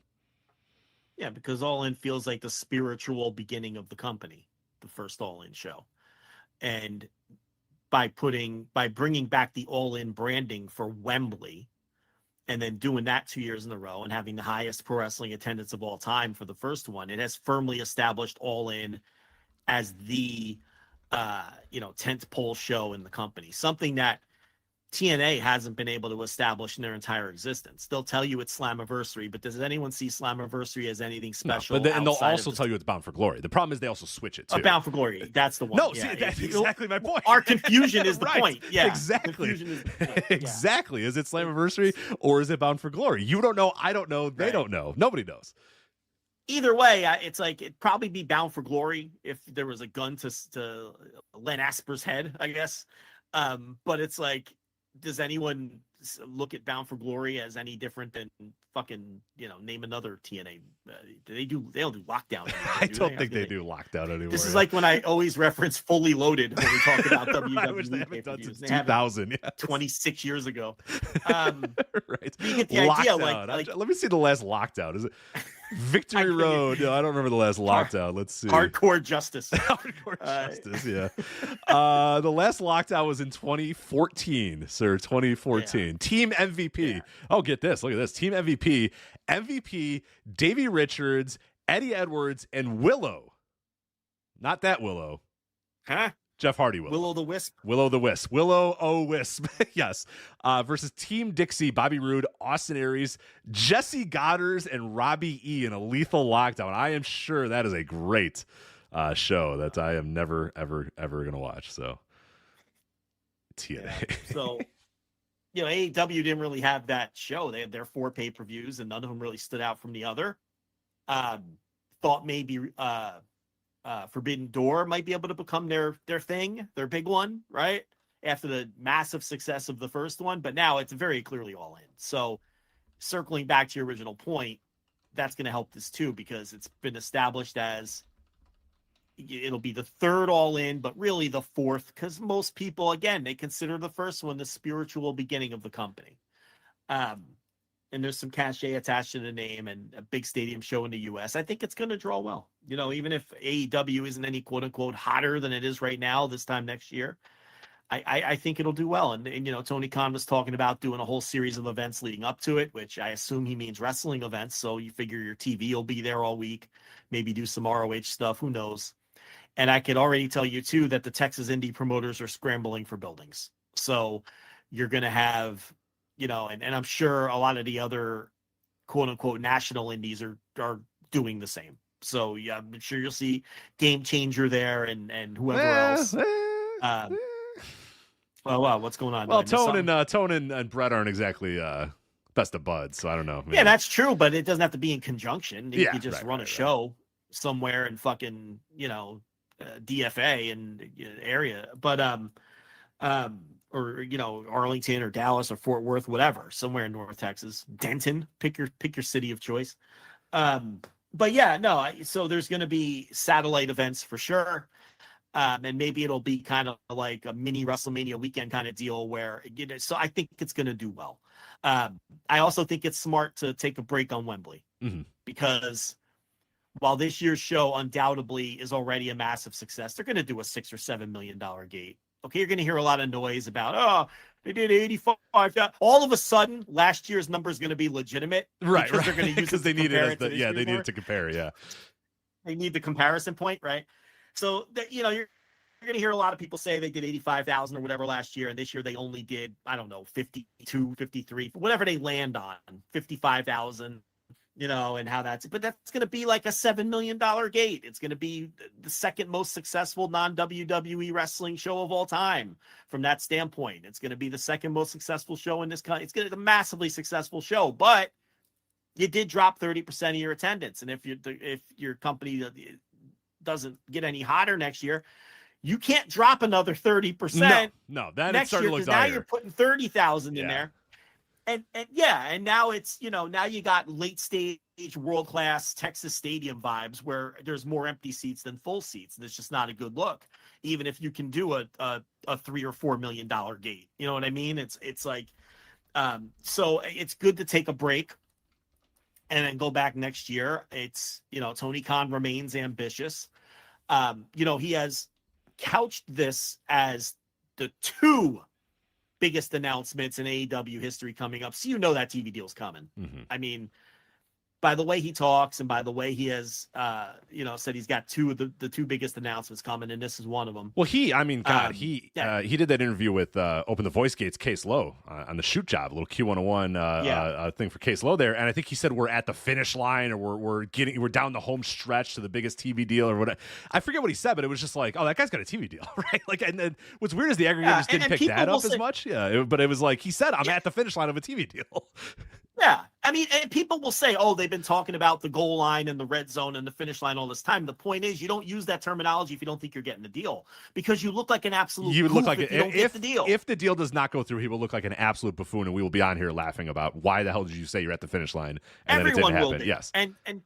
And he's not going to set himself up for that when he knows how, let's face it, the wrestling media is, they're against him. And they always have been. The wrestling media at large is working against AEW, and they love dunking on the guy. Why would he set himself up for that? The deal's coming. I mean, I've always been confident that the deal is coming, and it's going to be a significant deal, because if you can, you got to study. We always say we know how to speak Meltzer, and some people know how to speak Meltzer and some people don't, right? I feel like I have a good handle on this guy too. Just, studying him the last 5 years, and I'm talking about Khan, talking to him directly for over the last 5 years and studying him directly. I have a pretty good feel for the way he operates and the way he talks, and when he shows a certain level of confidence that he has something up his sleeve. I have never lacked confidence in terms of this television deal. I think they're going to get a deal, and I do think it's going to be a significant business-changing deal. I think they're going to be solvent, and they're going to be on easy street to some degree, not WWE level television deals, of course, but to where, it's going to be profitable and cover their losses and everything else. But, and he continues to speak more and more confidently. The Case Low interview saying he's got the 2 big announcements coming up.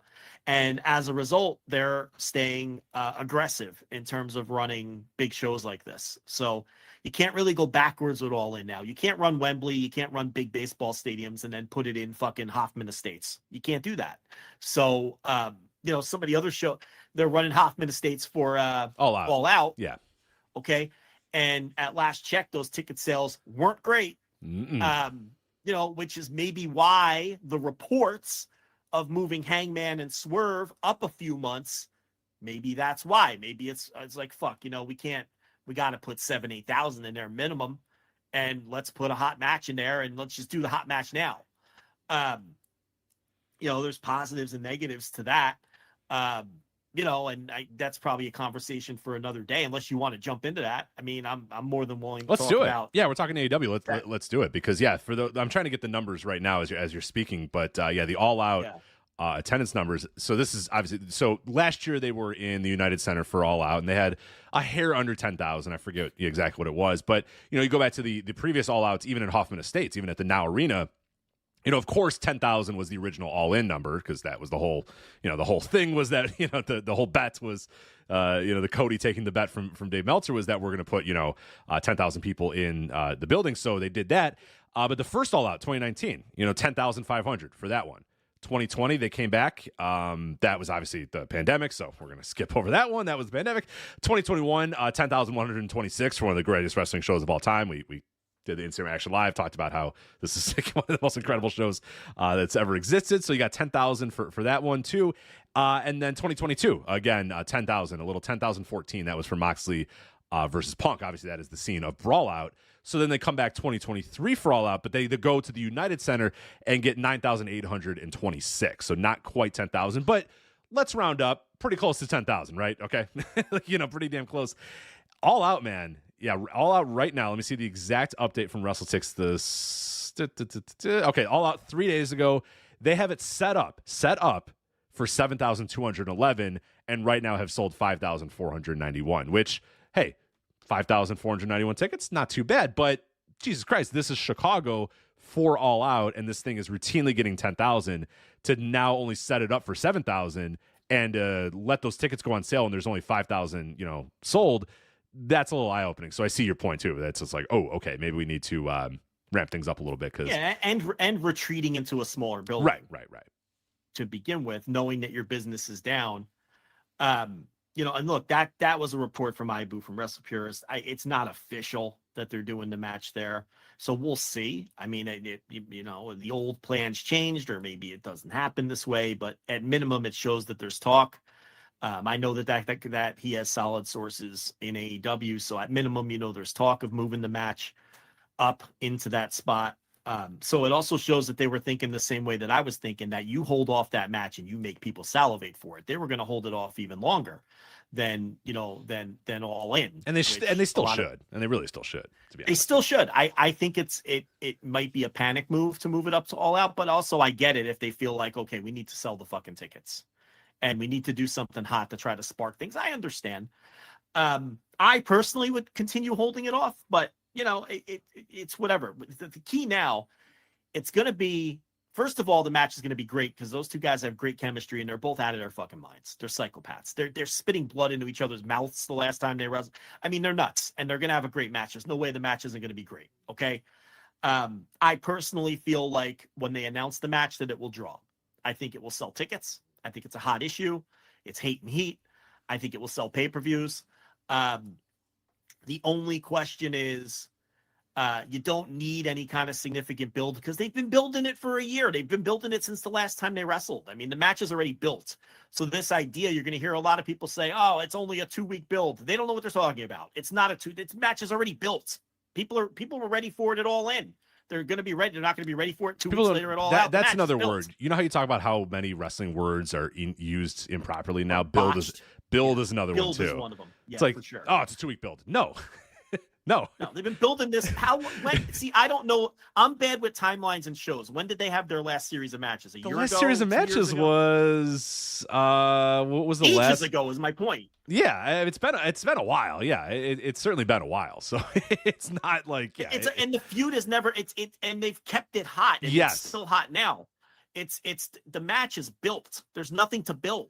Their first singles match was October of 2023. October of 2023. They came back in November of 2023, and then they had their last singles match against each other in February of 2024. So it's been like 10 fucking months. Right, and then had the three-way in March of 2024. So yeah, go back to October of 2023 is when this thing first kind of gets started, and the big home invasion and all that shit. The big match is November of 2023. Big match is the November of 2023 one, which is again, we're quickly approaching a year ago. That's not a 2-week build. It's not. It's not a 2-week build. That's not what build means. Well, they can't. If that's not the sole focus, people. This is the other thing too that I think people have gotten used to because in WWE you have one focus and that's all you focus on at that time, and then when you're done with that feud, you leave that focus, then you move to this focus. That's how they tell their stories. That's not how wrestling has told their stories historically, and that's not how AEW has told their stories historically. So these guys are still there's still tension there. There's obviously Swerve might be doing other things, but there's always the specter of Hangman in the background. Hangman might be doing other things. Not really though. For the most part, Hangman is completely obsessed with Swerve. He really hasn't done anything else. Hangman's entire focus, at least when he's been around, because he does disappear. When he's been around, his entire focus has been, I got to get my hands on Swerve. Right. Now, Swerve has been doing some other things here and there, but there's the specter of Hangman. So that still counts as a build. It doesn't, they don't need to always be in feuds with each other, cutting promos against each other. Cutting promos in the ring. And you don't need that. And they had their confrontation at Blood and Guts. And you had Hangman trying to win the Owen to get to Swerve. You had Hangman teaming with people he hated in Blood and Guts to get to Swerve. It's been built for 10 months. And it's still smoldering, and you're dead on. Some fans don't understand. It would be like saying that Tetsuya Naito versus Kazuchika Okada at the Dome only had a build from the G1 to the Dome. No, it had years and years of build. Right, it had 3 or 4 years of build. It had a lifetime of build for Tetsuya Naito. Yeah. Right. Exactly. So it's like, it's this idea, but what they do need to nail is the reason for the match happening specifically now, right? So they have to do an angle to get to the match that feels hot and has already been built. So is that going to be Hangman winning the championship gauntlet at Wembley? Is that going to be Hangman finally getting his hands on Swerve by attacking him either at Wembley or at the TV following Wembley? I don't know what they're going to do to get to the match, but the match is already built. Okay, this idea that's nonsense. Okay, don't listen to that garbage. But maybe that's the reason that they feel like they need to move it up. I hope they change their mind, or that no offense to my pal Ibu, I hope he's wrong, or I hope they change their mind again. Yeah, because I'd rather they keep building the match. I'd rather they keep extending it out and make people really hungry for it. Hey, Joe, real quick, do you mind jumping off and jumping back on? You all of a sudden have this very weird voice coming through. Yeah. Go ahead. Why don't we do that? So, all right, we're gonna get Joe out of here for a second, have him come back because he's talking like a comic book villain, broadcasting from the moon is what the chat room was saying. Yes, okay, you sound better. You're good. Yeah, I should be better now, right? Yep, you're good. Yep. Okay, yeah. So, So anyway, we kind of lost our track. Oh, anyway, to me, because the match, they've kept it smoldering and it still feels hot. I feel like this kind of reconfirms my belief, and I know in some circles this is not the popular take, and it remains to be seen if that's just a vocal minority or a majority opinion. But I feel like they absolutely made the right move by doing Bryan Danielson and Swerve at All In, when a lot of people thought it was a mistake and they should have just done Hangman and Swerve right off the bat. But the way that they did it was, to me, clearly the right move for business, because now you get to do both matches, right? And I think that the story they're telling with Bryan Danielson is much more befitting of the gigantic arena than it would be doing that match in a smaller building. Yeah. Oh yeah. Okay, And it's also a hardcore fan versus like kind of a quote unquote casual fan. Like the Wembley thing is going to be filled with a lot of people that are there because wrestling's coming to Wembley or whatever. That's what everybody in the UK will tell, people that are they're there on the ground say, yeah, a lot of the people in the crowd there are just going because there's a big event in Wembley. So let's go and have some fun. Let's go see what this wrestling thing is. Or they're a lapsed wrestling fan, or they're a very casual wrestling fan. So yeah, they're going to go there and you're going to have 50,000 people doing the yes chant or whatever. That's cool. But like, you kind of want the Hangman, in my mind, and I think we talked about this a couple weeks ago, I want Hangman and Swerve to be for my AEW fans. I want that arena to be filled with people that are in on this story, that have followed the story throughout, that just want to see these two guys go at it, where I don't know. I feel like that's better done in Hoffman Estates. That's better done at Full Gear, better done at Wrestle Dynasty or whatever. There's so many different places where you can do that, where I think it's like, okay, this crowd is going to comprise of mostly people that are in on AEW stories and get AEW stories and are really, whereas, yeah, Wembley, I think is going to be just a lot of people that are just going to the wrestling show, or they watch one wrestling show a year. And not just from that standpoint, the Danielson story and match works better in the bigger building than it would in fucking Hoffman Estates. Absolutely. And I think it's bloody a much brawl, better environment and atmosphere. Yeah. You want 55,000 people doing the yes chant when he wins that title and he's standing on the turnbuckle. You want 55,000 people singing Final Countdown versus 8,000 people in Hoffman Estates. That match works better in the bigger environment than it would in the smaller building. And from a storytelling standpoint, you might have to do that match first based on what happens in that match. Mm-hmm. Everyone wanted to just rush into this Swerve Hangman thing, and I never understood what the rush was. I think it's because people lacked confidence it would stay hot. I never lacked confidence it would stay hot. Not those two. That's the biggest story in the company. It's been the through line for 10 months. Why did people think that would cool off? I never felt it would cool off, and it hasn't. So, when you set those fears aside, it's becoming more and more clear that they made the right call to do Danielson in Wembley and to hold off on Swerve and Hangman, especially since they're only doing it 2 weeks later. I mean, can we all stop whining about it now? You're getting it 2 weeks later. Right. If it were up to me, you'd be getting it 6 months later, but you're getting it 2 weeks later. Yeah, you don't want to give Joe and I the pencil, because I'm making you fuckers wait a whole year, man. I'm waiting until, Full Gear 2025 or some shit like that. I want that tension. I want everybody salivating, saying, God damn it, and I want them to cross paths every so often, and I want them to kind of give each other the side eye, and then something happens and it doesn't quite get there. We talked about Blood and Guts. I would have never had them touch at Blood and Guts. Never. I would have had them stand in the ring, look at one another, the fans realize, oh man, here we go, and then they get cut off. I'm going to do that for or Okada yanks one of them out. Yeah, exactly. I'm doing that for 7 months, by the way, if I have the pencil. Is every time I want Hangman on the verge of fucking insanity. He is already on the verge of insanity. I want him even more on the verge of insanity. I want him running through the crowd, jumping into the ring, and then security grabs him, and you're like, absolutely, damn it, he didn't get there. Every single time. Yeah. And the beauty of this story too, and why all of this is coming together so nicely. We have some legitimate heat now with Swerve. That's the other thing. People were like, "Oh, there's no build to Swerve and Danielson." They were saying that 5 weeks out. You didn't think they were going to build the match? Some time. I know there was somebody on our Discord that says, "Oh, they're not going to do anything." I guess for Brian, like they have 5 weeks. Give it. The show's not tomorrow, dude. And now look at the heat this thing has. And this story is so brilliant because it's Danielson being this unfocused guy who's got 1 foot out of wrestling already, and then. With the help of Jeff Jarrett, he's now super motivated and he's like has the tunnel vision. Plus, he's got Swerve disrespecting him so hard. This looked like it was going to be a babyface match, which, by the way, was another complaint people had. And how bad does that? All these complaints look so bad now. Wait. I hate to say let it play out, but for God's sakes, people, let it play out a little bit. Let them tell their story. People didn't want to give this a chance because they get mental over Hangman. So, the other complaint was it's going to be babyface. And it's like now Swerve, because he's so good, is now, he's saying, I don't just want to beat this guy and retire him. Now I want to cripple him. Mm-hmm. And what he has done is he's poked this bear and he's awaking this sleeping giant in Bryan Danielson, and it's going to cost him, and that's why he's going to lose. It's such great storytelling. It's so good. Okay? And here's what they should do. If Hangman's going to be in that gauntlet, he should win it, think he's getting the Swerve match, and then he gets it taken away from him again because Swerve loses the title. Right.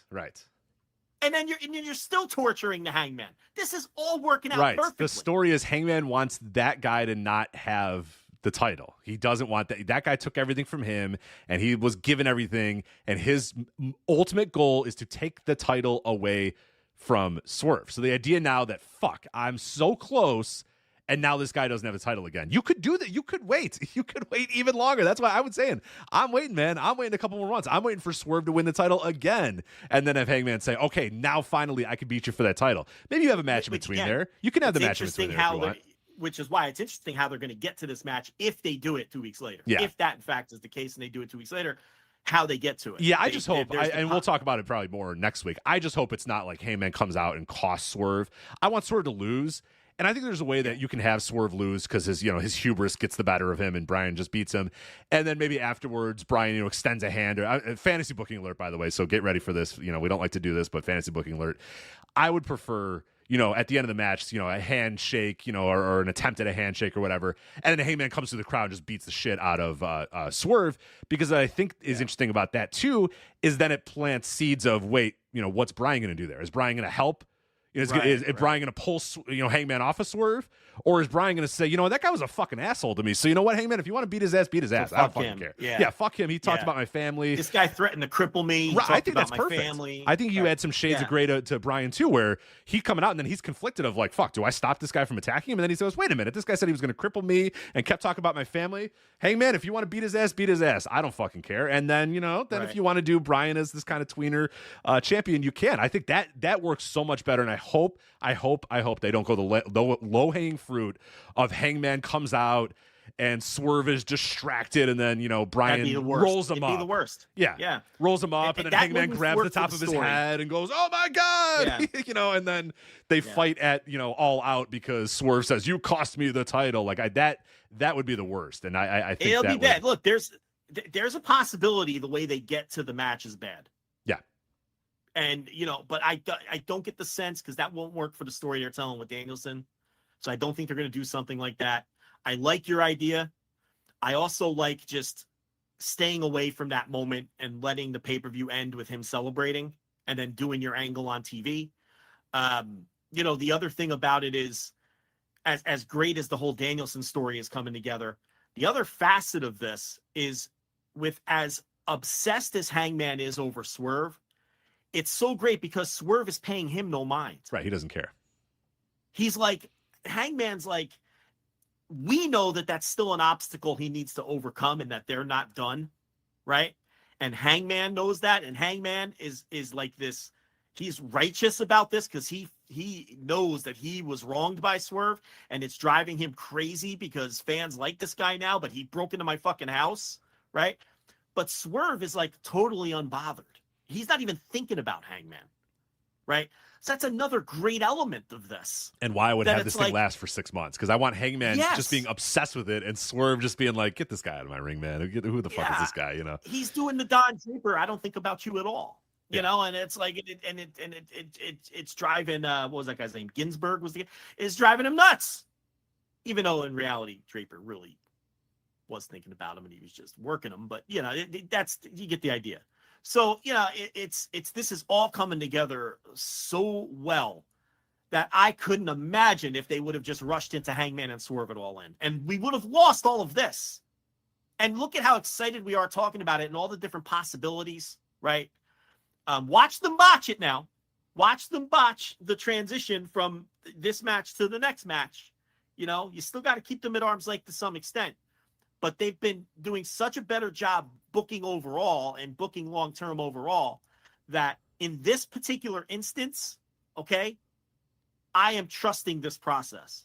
I don't trust it with the Bucks and the Elite storyline at all. I think that's a bunch of fucking garbage. I think when it comes to MJF, you always have to be careful because he's got wacky instincts. This story, Swerve and Hangman, okay? And, here's the dirty secret. Danielson's really a side player here.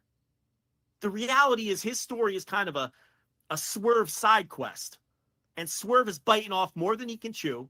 And he's awakening this sleeping bear. And he's awakening this giant. And he should have let the sleeping dog lie. And it's going to cost him. And he's going to lose that fucking title. And then he's going to have to deal with Hangman on top of that 2 weeks later. Hey guys, this is Rich, obviously co-host of the Flagship Podcast here on the Voice Wrestling Podcast Network. We'll get right back to the Flagship. Before we do that, though, I do want to let you know that this particular episode of the Flagship Podcast is sponsored by our friends XBet. If you are passionate about sports and looking for a thrill, you need to check out the freshly redesigned XBet. They're calling it the last sportsbook you'll ever join. I've been playing on XBet, and they really do have it all, whether it's odds on basketball, combat sports, or even betting on the next Bitcoin dip. And the best part is, when you win, you get paid quick. But it's not just about placing bets. No. XBet is a whole experience. They support athletes and sports shows like ours, and they give back to the community with tons of free bets and cash prize contests. Did I mention they also have a casino now? Yes, you can spin the slots, play some roulette, or try your luck at the live tables, all from a mobile platform that lets you enjoy the fun on the go. Whether you're super into sports betting or just curious about trying it out, you need a site that makes it fun and easy, and that's why you've got to check out XBet. Sign up today using promo code VOW and get a generous bonus of up to $1,000 on your first deposit. Again, that's promo code VOW at XBet. X as in, DMX bet. And use that promo code VOW for a free cash bonus to kickstart your betting journey. There's great UFC cards on the horizon. Baseball season's in full swing. Football's just about to come. There's never been a better time to play. Again, go to XBet. Use that promo code VOW. Get a generous bonus of up to $1,000 off your first deposit. Promo code VOW. Sign up today at xbet.ag. Make your next bet XBet. And now, back to the Flagship. I don't know, man. I think this is all working out perfect. I love it too. Yeah, I'm fine with it. Yeah. The right call. Well, because I don't have a Good weird stuff. parasocial relationship with professional wrestlers, so I can just let stories play out, and I don't really have to care because these people aren't my friends. So you know what I mean? It's like That's some of it, no doubt. That's some of it. But also I just think people get there was just very. They're all like you said. They're always just so worried. It's all right. Just calm down. It's AEW earned that to some extent. Yeah, I Let's get be it. honest. They earn that to some extent to where people are worried about execution, delivering, seeing things through. And I do get that. I just think when it comes to this particular decision, people were coming to these weird, quick judgments. Like, why did you think they weren't going to do a build for Swerve and Danielson 4 weeks out? And a lot of people were saying, oh, why are you doing this match? It doesn't even have a build. Well, it has 4 weeks. We said it at the time. We're like, yeah, you're right. Right now it doesn't, but Swerve has to get through the Ospreay match first. And then they're going to build the Danielson match. And if they don't build it well, we'll come on here and say it. And it got off shaky. I think the last 2 weeks they've knocked it out of the park. They've nailed it. Yeah, they nailed it. I don't know what you think. Yeah, no, they've nailed it. Okay, yeah, that's what I've been saying. The last 2 weeks it's been great. Now, we got 2 more weeks here, and who knows what happens, because I think the Tony Storm Mariah May thing has really cooled off. So who knows? Maybe this thing cools off between now and then, but this whole idea of smiling, happy, I'm semi-retired Bryan Danielson now being, something snapping in his head and him becoming the old Bryan Danielson again. And that is going to be what costs Swerve. I mean, that's just great stuff. Right. And we saw that play out on Dynamite alone. He came out and he was, sitting ringside and smiling and waving to the fans or whatever.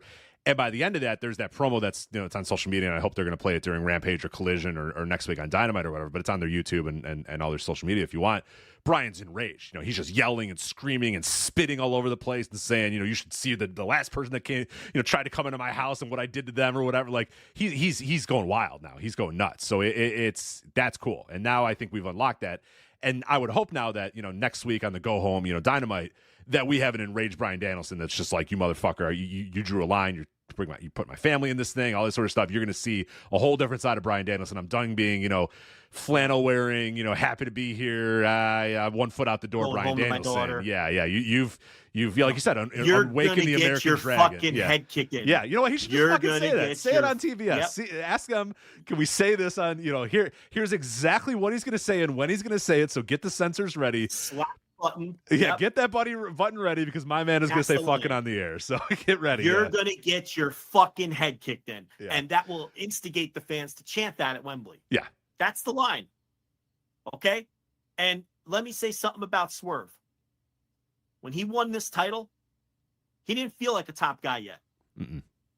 This was a title reign designed to get him over as a top guy. And you need to do that sometimes. I think people are also not used to that, but sometimes you need those establishing, especially if you're a company like AEW that was, kind of sputtering a bit. It's like, all right, we need to get new guys over. So sometimes you have to give a championship reign to a guy who's maybe not ready and see if he becomes ready. Yeah. Well, then this is their first champion who was that kind of champion where you're using the title to get him over as a top guy, as opposed to putting your title on someone who is a top guy. Right. All of their other champions have already been top guys. You can argue Samoa Joe, but he was a clear transitional champion who has top guy aura. So we set him aside. Okay. He was essentially the Iron Sheik. All their other champions have been established top guys. Swerve, this title reign was designed to get him over as a top guy. He wasn't one at the start. He feels like one now. Oh yeah. Because his promos, his presence, his matches, everything, he's nailing it. This guy has worked so hard on how he presents this Swerve character, and it had bumps in the road. We had tattoo face guy and there were bumps in the fucking road. But he has gotten this thing over. He has worked look at his body and compare it to when he came into the company. This guy is obviously working on every facet of his game, from the aesthetics to the promos to the presentation. Okay. And now he legitimately feels like a made guy in the company. Has it translated to ticket sales and ratings? Well, nothing has right now. They're cold. Okay. But does he feel like a top guy now? Absolutely. Has this title reign accomplished its mission? Absolutely. Because if he loses this title to Danielson, and I'm pretty sure he's losing it to Danielson, okay? Or if he loses it to Hangman 2 weeks later, okay? It's really not important which match he loses. Let's just say he loses the title on one of these next 2 shows. When you come out of this title reign, you're going to be thinking that he's a legitimate title contender from this point forward. You're not going to be thinking, they tried that and it was a mistake. It worked. They got him over. And listen, and he had a lot to do with that. He did the work and he got over. He feels like a top guy now. Credit to him primarily, credit to the booking, credit to seeing it through, credit not to rushing and saying, oh man, maybe we should put it on Will Ospreay. We even kicked that around. Yeah, Good thing they didn't. Credit to Will Ospreay for putting his hand up and saying, I'll help get this guy over. Will, he's like Ric Flair. He'd lose to everybody. He wants to lose that. Yeah. To his own detriment. Right. Yeah, we talked about that even as it's coming up. It's like he's always trying to put the next generation over. It's like, brother, you're 27 years old. You go over. You know what I mean? Yeah. Like, don't worry about Leon Slater and these other guys. Like, you should go over sometimes. you're a chippy top star. Credit to Samoa Joe. Credit to Nana. Whoever you want to give credit to. Okay? But he has gotten over, feels like a legit top guy, and my God, he's so good at getting these stories over. Okay? I thought this week's Dynamite, it was so brilliant. That I'm going to cripple you line, and then coming back in and kicking him in the head. And the way that that Wheeler Yuta match where he just dominated him and destroyed him to kind of set the table for how that's what he's going to do to Danielson. This was such great pro wrestling. It was so great. In stark contrast to whatever that Young Bucks shit was. Oh, those guys are just off the fucking rails, man. I don't know what the hell to do about the Young Bucks. It's for a team that was for so long, for a decade plus, ahead of the curve on everything and revolutionary and everything. They are so, what the fuck are the Young Bucks doing these days? It is why, but I don't want to get into that. Dude, we're going to get Bryan Danielson, arguably the greatest wrestler of all time, winning the world title in Wembley while Final Countdown's playing and everybody's pointing in the air. And 2 weeks later, we might get Swerve and Hangman in another one of those matches. Yep. And people were complaining about this. Don't dig your heels in, people. You know this rocks. You know we talked you into it. I don't think they can though. They're gonna admit right now they're gonna dig the heels in. We'll get apology DMs in a couple weeks though. I think. Now listen, maybe they don't do the match. Now listen again. This is all. Here's the thing. They're hinting so strong at it. If it isn't at all out, it's gonna be whenever it is. We're getting it. There were even some people who thought they might not ever do the match. Right, they were too scared to do it, or they don't want to do it because they don't, yeah. Or something will happen again. Someone will get hurt. Someone will be off TV, or the booking will be scatterbrained. And there were some people who thought the heat would dissipate, and there were other people, But man, as of right now, they're right on course. Now, I reserve the right to change my mind if they fuck up the angle leading to the match. They could. Oh, of course. I just don't think they will. I'm pretty confident. But if they fuck it up, I'll come on here and complain because I'm all jacked up about all this right now. So now I'm going to take it personal if they fuck it up because I'm into this. And we've given them a lot of good booking ideas too. So they should listen to this and use our ideas and not whatever fucking Marchie Archie tells them to do. They should always listen to me, to be honest. I mean, let's face it, Rich, we're almost always right. But yeah, I mean, hopefully it all, Yeah, if we were in the room pitching this, I don't know how you can't stand up and clap at the end. I mean, I agree. We're really good at this. I mean, it's pretty incredible. But no, it just seems like this is how this is all going to play out. So anyway, that's you got anything else on this all out next year or this Swerve stuff? Because we're going to do a bigger. Yeah, let's wait till next week. We have so much to go over this week, so we'll do obviously a huge preview for Wembley next week. As that'll be the Go Home Dynamite will have happened the day before. So let's do the big on preview and go, because I was going to go over the card here. We have so much else to do. This card there's still a lot of question marks on this card. Plenty of time. And next week we'll have some clarity on some of those question marks. So you know what? I think it'll be better to just we'll talk about it next week. We'll preview it extensively all in Wembley next week. But no, I have anything else about all in Texas. So all right, let's get to the World of Japan. And before we do that though, before we get into the actual shows in Japan, because we're talking about the N-1, we're talking a little bit about the G1, we're going to talk about some other stuff going on. We got to talk about this, and you and I have already sort of talked about this a little bit. Yoshinari Ogawa, shocking, he's retiring, effective immediately, in the most Ogawa thing possible. He has strongly requested, I think was the terminology they used, that there's no press conference, no show, no final match, no bye-byes, none of that. It's fucking Ogawa. He's just like, I'm done. Tell everybody I'm done, and I'm done. And he's done. And that's it. I love it. It's so perfectly Ogawa. You discussed it a bit on a Flagship Plus from earlier this week. By the way, flagshippatreon.com, $5 tier. If you don't know, we do these things called Flagship Plus, where we do these flagships every Thursday. And they're big and they're long. We talk about a lot of things. Somehow, some way, there is more wrestling that we haven't covered, and we need to cover it additionally, and that's what we do for Flagship Plus. So that is $5 on our $5 tier over at flagshippatreon.com. Those are called Flagship Pluses, and occasionally you do them, occasionally I do them. We're either reviewing shows that we can't get to on the flagship or reviewing news hits that happen in between flagships.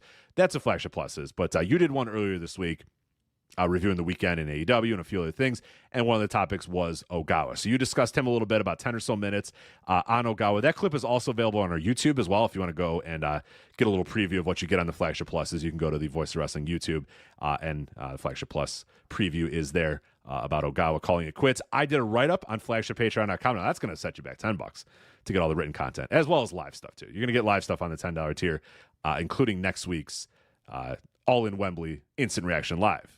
Little Saturday afternoon action there for Instant Reaction Live, all in Wembley. That's coming up next week. You get that on the $10 tier, as well as my write-up on Ogawa. So I did a little bit, but that's not enough. You doing your 10-minute clip, me doing my write-up, that's not enough, because this is Yoshinari fucking Ogawa.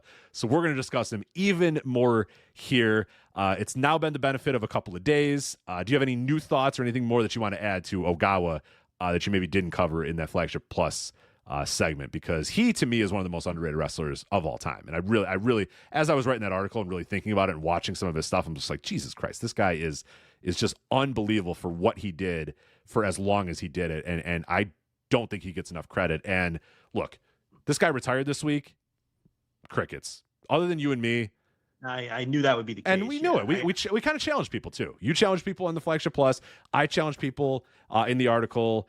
I saw people that sort of, took our spirit and started asking other people, hey, you going to cover Ogawa? Fucking crickets from everybody else. And that just, it sickens me. You know, Alan Farrell, he covered at PW Torch. It was so perfect. He is doing, great plug for Alan here. PW Torch VIP. He's doing a show with Charles of Wrestling Playlist, who we obviously had on the Wrestling Observer Hall of Fame series. And as they're doing their show, the news of Ogawa retiring breaks. So those guys are going to cover it. We know they're going to cover it. Yeah. But other than me, Alan, and Charles, and a few other people here and there, fucking nothing for Ogawa. And that pisses me off. The Observer hasn't come out yet. Maybe Dave will have a nice write-up. I don't know. Look, we're not going to look, the guy didn't die. Okay. So we're not going to do an obituary here and take it through his whole career. But the one thing I would say about Ogawa, and I'll mirror some of my thoughts that I said behind the paywall, which isn't, by the way, like Rich said, you can listen to my Ogawa talk. We did chop that up and put it on YouTube for free. So if you want to go listen to me talk at Ogawa at length, it's there. That was chopped out of the Flagship Plus audio. But the one thing I'd say, just the ultimate glue guy, when I think of glue guys in wrestling, I always associated, whenever I think of Ogawa, I also think of Tsuyoshi Kikuchi, who, when they were in All Japan at the same time, neither guy was ever really pushed at the top or anything like that. They were very often a lost post in their tag team, but they were such great workers, and they were just glue guys on the roster that you can have as the fourth guy in a tag match that is just as good as the other three legends or Hall of Famers, or you have them in there with less experienced workers, and they're the ones that hold it all together, which is what Ogawa was later in his career, over the last decade or so, or half decade or so in Noah, where he'd be in these tags and these 6-man tags with guys that were 30, 35 years younger than him, and he'd be the best worker in the match by a mile, and I think, and the other thing about him, and on top of being, a classic glue guy, is he's, with apologies to Eddie Kingston, he's the last of a dying breed. I mean, we're not making pro wrestlers like this anymore, like Yoshinari Ogawa, whose work is so simple yet so great. I mean, just from, just things like grabbing a body part and decimating it. It's like people, you can get plenty of recommendations for some of his most famous matches and greatest matches, but there's two matches that I think that I've been thinking about a lot, and I want to check to see if they're on New Japan World, because I think they've finally gotten everything back uploaded, right? Or most of it. People, every time I say this, I get yelled at, and people say it's all back, and then I look for something and nothing's there. So I don't know. Or they'll say it was never on the other one, and I'm like, oh, okay. I guess I thought they had more on their. It's. So I don't know. Yeah, I don't know. Maybe I don't pay close enough attention. I'm not trying to start anything, but two matches I think of is, do you remember the New Japan Lionsgate Project shows? Yes, of course. Love those shows. Run by Yuji Nagata, and it was all the young lions, not just from New Japan, but the younger wrestlers from Noah and some other promotions as well. Got some Kaiji Tomato in there too. Yeah, some Just Tap Out youngsters too. Yeah, you had a lot of good stuff. Kaito Kiyomiya. Oh, right. Yeah, I do remember him coming through those. Yeah, right. It was, and the guys that were the young lions in New Japan at the time, and guys that were with like whatever derivative of Kaientai Dojo or Just Tap Out was existing at the time. So anyway, and guys like Great O'Khan, when he was Tomoyuki Oka, was working those shows, and so this was back around 2016. But the two matches in particular I'm talking about were Yoshinari Ogawa worked the first two Lionsgate Project shows against Jay White and David Finlay. And Jay White and David, this was still, I think shaved head Jay White, and this is 2016. And they're just little 8-minute matches, but and these aren't matches that anyone's going to bring up in terms of, you can go, find recommendations for Ogawa's greatest matches, or go on Cage Match and sort it by rating or whatever. I don't need to tell you about those matches. Okay. I'm going to try to dig a little deeper. You go find these matches against Jay White and David Finlay, and you'll see exactly what we have always talked about with Ogawa, how he's just such a technician in that ring and such a great and clean worker. There's a believability to his work. He just picks body parts and rips the limbs off of these people's bodies. He just beats the shit out of these two guys. And it's really just a lesson in the beauty of the simplicity of pro wrestling. And really, that's what Ogawa was all about, particularly on the back end of his career. And the back end of his run in Noah. And those two matches really exemplify that. And I think of those matches, And I think of his singles matches of recent vintage against the aforementioned Kaito Kiyomiya, which I think were very important matches for Kaito Kiyomiya's development. And I think it was very deliberate having Kaito Kiyomiya work those singles matches with Ogawa in the formative stages of Kiyomiya's career. He had a couple, I think, in 2021, 2022 with Ogawa, maybe a couple even before then. And those are unlike the Lionsgate matches, which are just good, solid, wrestling fans, wrestling matches. Some of those Kiyomiya matches are legitimately great. Okay. But I don't, think a lot of people are discussing them. And then, of course, with Ogawa, you think about, being Misawa's tag team partner and, winning the tag team titles with Misawa. And I mean, this guy's career started in 1985. Yes. And I thought that Alan Cunahan also made a great point. There might not be many wrestlers with more stuff on tape than this guy. For the fact that his career started in 1985, everything he's done in the Wrestle Universe era is on tape. So much of the shit that he did in Noah before then and in All Japan before then is on tape, even if a lot of it from the All Japan days is clipped. Like, there's no shortage of footage of this guy. Right. There's so much All Japan stuff. There's so much Noah stuff. Yeah, Noah was great about it. From day one, Noah was great about getting everything recorded, everything on tape, and a lot of it is easy to find, too, via YouTube and now via the Wrestle Universe or whatever. And, yeah, All Japan's got just an insane amount of stuff that's available. Yeah, that's a great point by Alan. He might be the guy with the most on record because he's got 4,000 matches. Yeah, one of the most. Yeah, I think it's. What did Cage Match have it at? I think it was. Let me see the exact number. It was something. It was either 2,000 or 4,000 matches. On 4,000, over 4,000 matches. Got to be 4,000 by now. Yeah, and think of how much of those 4,000 are. Can be seen for somebody that started so early. And I think that's another thing that we need to emphasize. And I try to emphasize that in my written piece. The guy started in September of 1985 is when he started his wrestling career. And he was just wrestling until a week ago and was still really fucking good. That's the thing. Think about that. I try to contextualize this by going, I found a WWF house show from September 2nd, 1985. From the Riverfront Coliseum in Cincinnati, Ohio, to give you an idea of who was on that show. And this is when Ogawa just started, okay? You want to use WrestleMania 1. It happened a couple months after WrestleMania 1. You can use that. How about this? This is September 2nd, 1985. Here's who was on a WWF house show the day before Ogawa debuted in professional wrestling, okay? Iron Mike Sharp, Lanny Poffo, Moondog Spot, Steve Lombardi, The Junkyard Dog, Bob Orton, King Kong Bundy, Swede Hansen, Randy Savage, George Wells, Ricky Steamboat, Magnificent Morocco, Davey Boy Smith, Dynamite, Bret Hart, Neidhart, Hulk Hogan, Roddy Piper. I mean, that is many generations ago. You know what I mean? That's old ass dudes. A lot of those guys. I mean, several of those guys, of course, have passed on since then. He debuted the day after that show. And he just stopped wrestling a week ago, and he was good almost the entire time. He was. Listen, I don't have any doubt in my mind. Each of the last 5 years of his career, he was one of the best 100 wrestlers in the world. Absolutely. There's no doubt in my mind. Did he have a top 100 output all those 5 years? No, he wasn't in position to do that. Was he one of the 100 best wrestlers in the world? From 2020 until 2024, there is not a doubt in my mind. Till he was 57 years old. And again, he's the last of a dying breed because no one wrestles that style anymore. And it's not like his style looked dated. In fact, when he would wrestle on Noah shows and he'd be in there with guys 30 years his junior, I preferred the way he was working. I mean, I think his style needs to come back, if I'm being perfectly honest. And I think in wrestling, everything's cyclical. We might, because he's just got that. He's so hard to describe. He's just a technician, and it's. I use this quote a lot from the old Bill James book, his old description of Don Mattingly. Ogawa is 100% wrestler, 0% bullshit. That's what he is. He's in there to win the match. He's in there to rip your leg off and win the match. Right.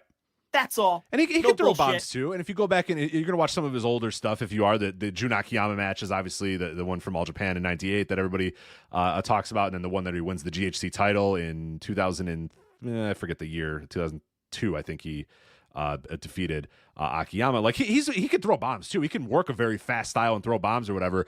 But I agree. He was at his best to me the last like 15 years of his career where he stood out. He looked different than a lot of what the other guys were doing because he was so methodical and so just I don't even know if methodical is the right word, but it's hard. Yeah, it wasn't methodical. Yeah, it was. He worked a good pace. The methodology was I'm gonna take I'm gonna find a body part on you and I'm just gonna fucking rip that thing to shreds until I win this match. Yeah, or I'm gonna stomp a mud hole in you, and I'm just gonna. Yeah, it's just whatever your opening is, and maybe that's the best way to describe it. Whatever your weakness is, I'm gonna take it, and that's the Akiyama match, the one where he wins the title in April of 2002 against Jun Akiyama.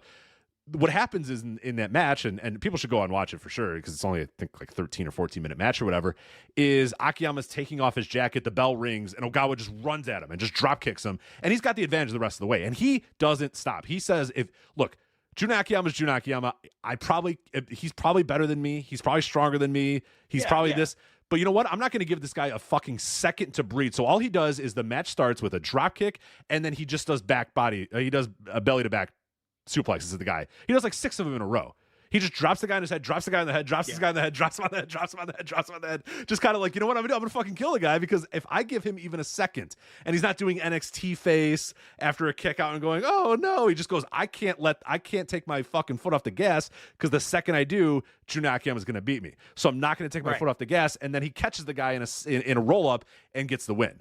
And it's like this big upset, but he did, if you talk about it in like a kayfabe sense, he had the best, his strategy was I'm going to attack you at the bell and I'm not going to let him breathe for a second. And I'm going to just suck the air and suck the energy out of Jun Akiyama and let's see what happens. And it ends up with him winning the GHC, heavyweight title, which nobody in a million years would have predicted that he would have done it at that moment, especially with Akiyama, having a great reign that he had at that point too. But that's just a great example. Because what people have to understand is this is 2002 Noah when Jun Akiyama had won that title from Misawa. Yeah. And Jun Akiyama was this prodigy who came over from All Japan. It was supposed to be the successor to the Pillars. And this was the ace that Noah was going to build around.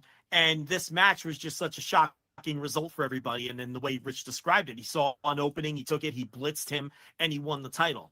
And that got some pushback in real time and all of that, and we're not going to sit here and reinvent history, and a lot of people think that he probably should have never won the title and all that, but what we're talking about here is his work and the structure of the match, which is independent of was it a good business decision, was it Misawa just taking care of his longtime buddy and giving him a gold watch, giving his drinking buddy a gold watch, yeah, maybe, but fuck it, who cares?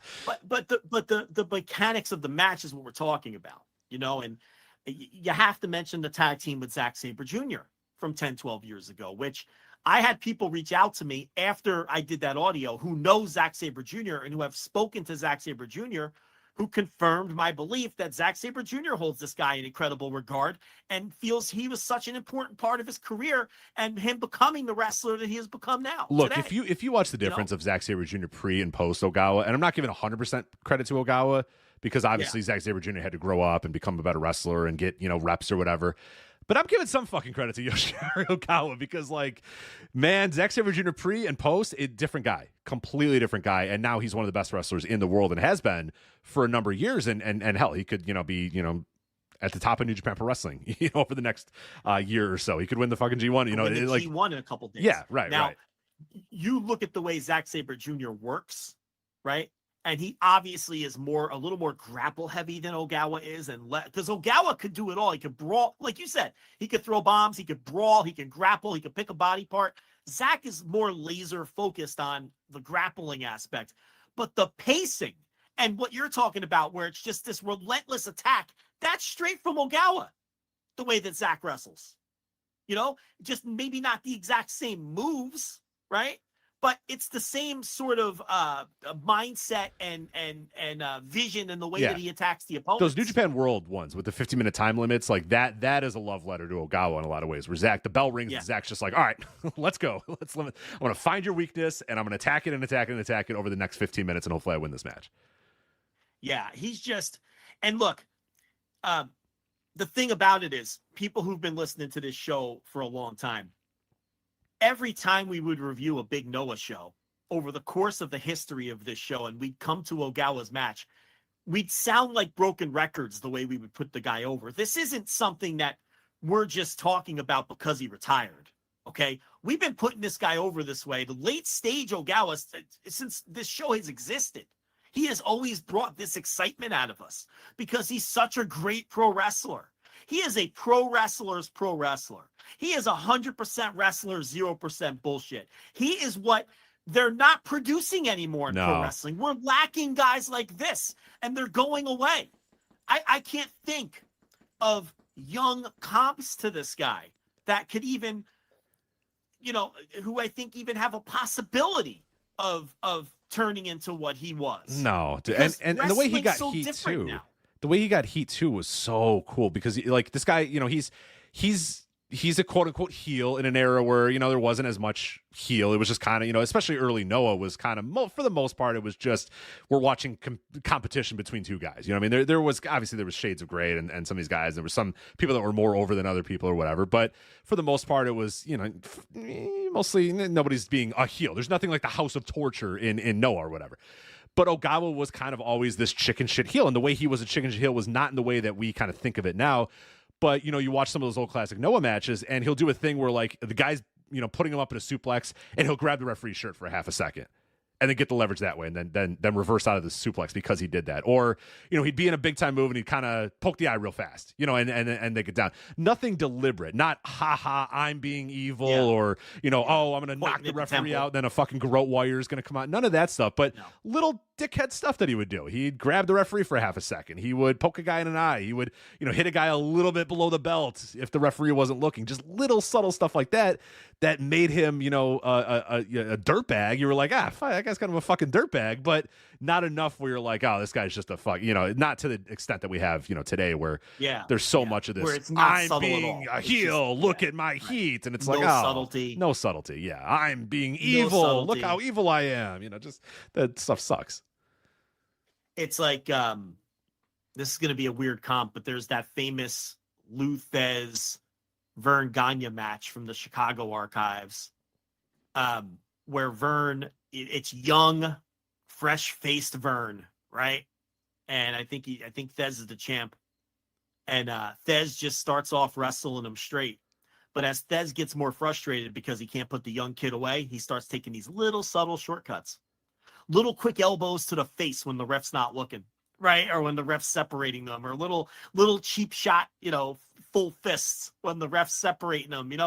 That's like the Ogawa stuff you're describing. Where it's not this over the top, these over the top heel, moves that there's a subtlety to it. There's a organic realism to it. Right. We're in a natural competition, and you're taking a little bit of an edge because you can't hang or whatever. You don't think you can hang, or you're just taking the edge because you're taking the edge. Or just because you're an asshole. Right. Or you're just a fucking prick, and and again, you want to win so badly that you'll. And this is the fucking thing with heat and heels and all this sort of stuff that we have completely lost in wrestling, is that you're supposed to want to win the match, and you're supposed to want to use whatever means you can to win the match, not to just be evil, not because, oh, that's what I do and I'm a heel or whatever. It's little stuff that you can do, little things that you can do. So yeah, Ogawa grabbing a referee while he's in a suplex to get a little bit of leverage so he can reverse out of the suplex, or poking a guy in the eye. His ass from getting thrown on his head. He's that's because he wants to win the match. The most important thing is to win the match, not this I'm being evil. Look how bad I am. Like that. But there's so much of that in today's wrestling. Or this horse shit that we had to listen to all last week, where it doesn't matter that Punk didn't win the match because they were telling a story. Right. The most important thing is the fucking bracelet, which we've retconned, and we were right. And when we have conversations like this, that's what infuriates us about modern wrestling, where they've convinced fans that nothing, just the dopey little cartoon story matters. I'll take this. The problem is going back and watching all of Ogawa's shit. Don't do it. That I've been doing over the course of the week. Don't do it. It's tough. Don't do it. It's actually a little, no, but honestly, it's a little sad and it's a little depressing because wrestling is never going to feel like that again. Nah. I am convinced that wrestling is never going to feel like that again. And you want to, let's just define it from, we'll take King's Road from Jumbo to Misawa's death. How about that for a time frame? Is that fair? That works, yeah. The period from Jumbo to Misawa's death, All Japan Noah, I don't say this with any sort of enthusiasm or, it's actually sad to me. Wrestling is never going to feel like that again. It's Rich, it's over. Forget American wrestling. There ain't a fucking prayer. It just, it can't happen. It will not happen. Okay. But even in Japan, and I've said this before, and I absolutely mean it. Even in the doldrums of when MMA nearly destroyed Japanese wrestling, pick any era you want. Since I've been watching Japanese wrestling, and from what I've seen going back and getting tapes, and I've been watching this a long time, I'm probably a little older than people even think I am. Okay. This is the worst Japanese wrestling has ever been right now, 2024. The least interesting and the worst that it's ever been. And listen, I think I'm pretty well versed in watching Japanese wrestling over the last 30 years.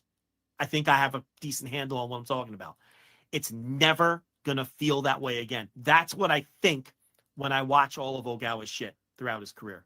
Because guys like him, that's not what the business is anymore. The business evolves, wrestling evolves, and I'm just hoping that we come back around to where wrestlers like this are what gets over. Wrestlers like this is what promotions want.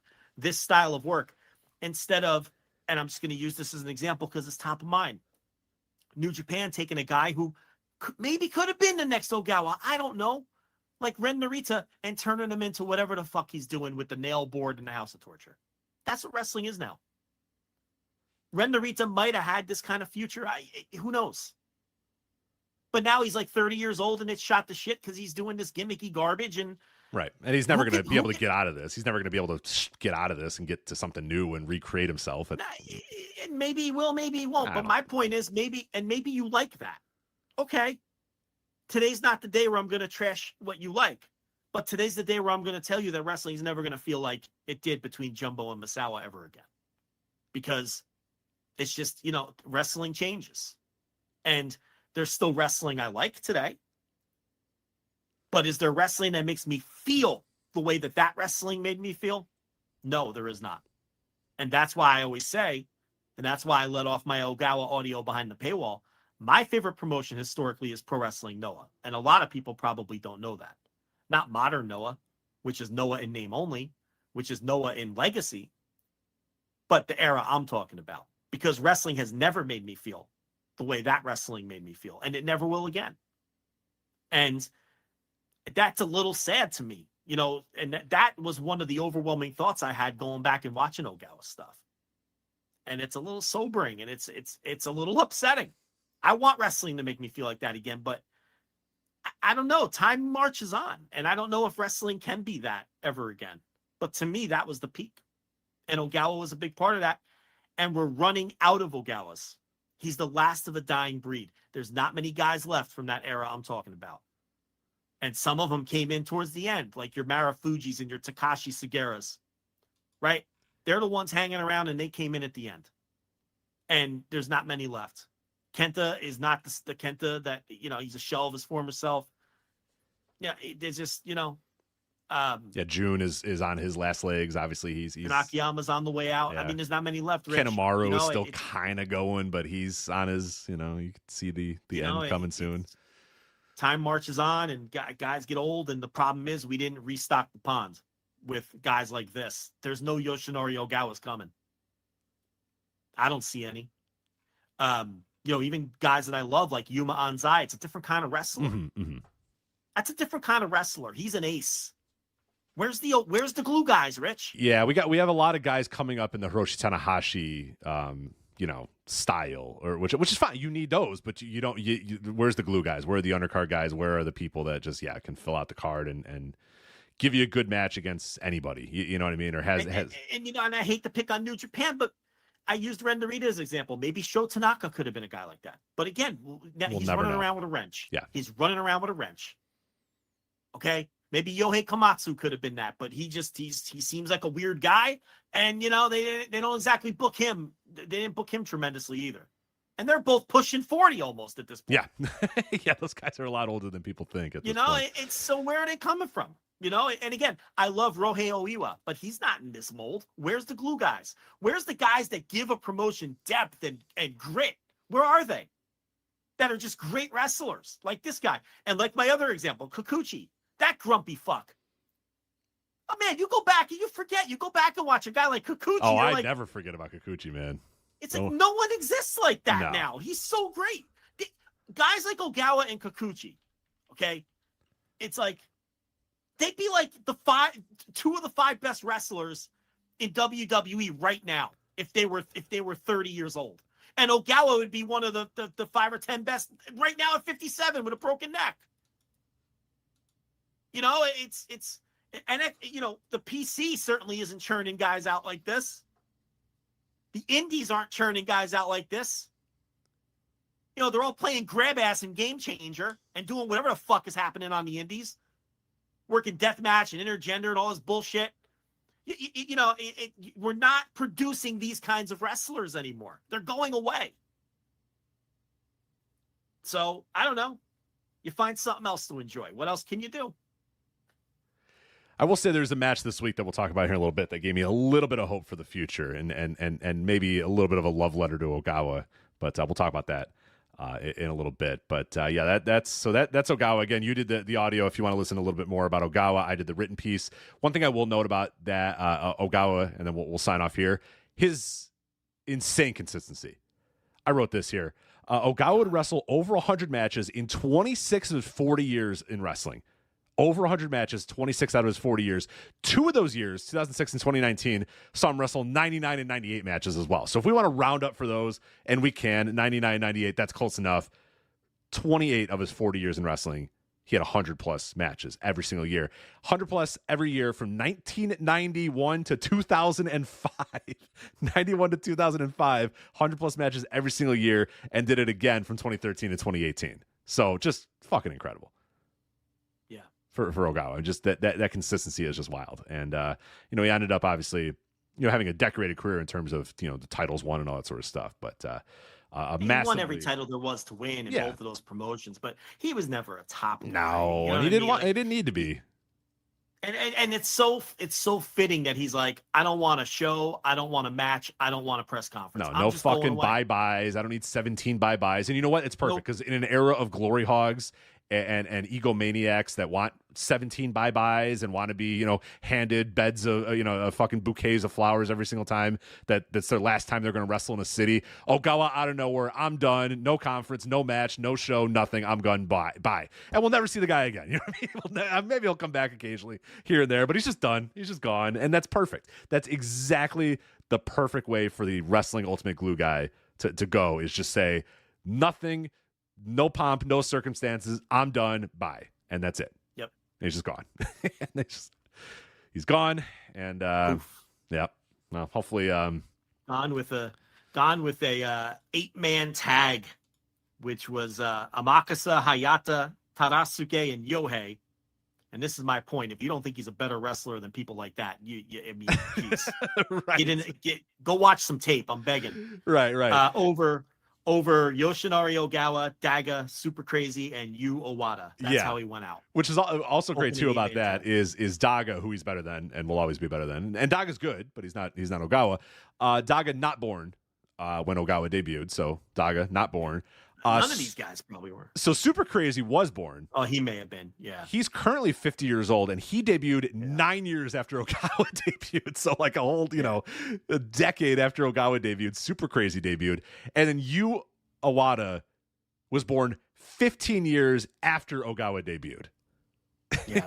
Think about that. And like you said, better worker than all 4 of those guys will ever be and still is today. So there you go. That is Yoshinari Ogawa. You familiar? You know what? Go watch some fucking Ogawa, people. I mentioned it in my piece. Log off Twitter. Log off fucking Discord. Go watch Ogawa. For God's sakes, go watch wrestling.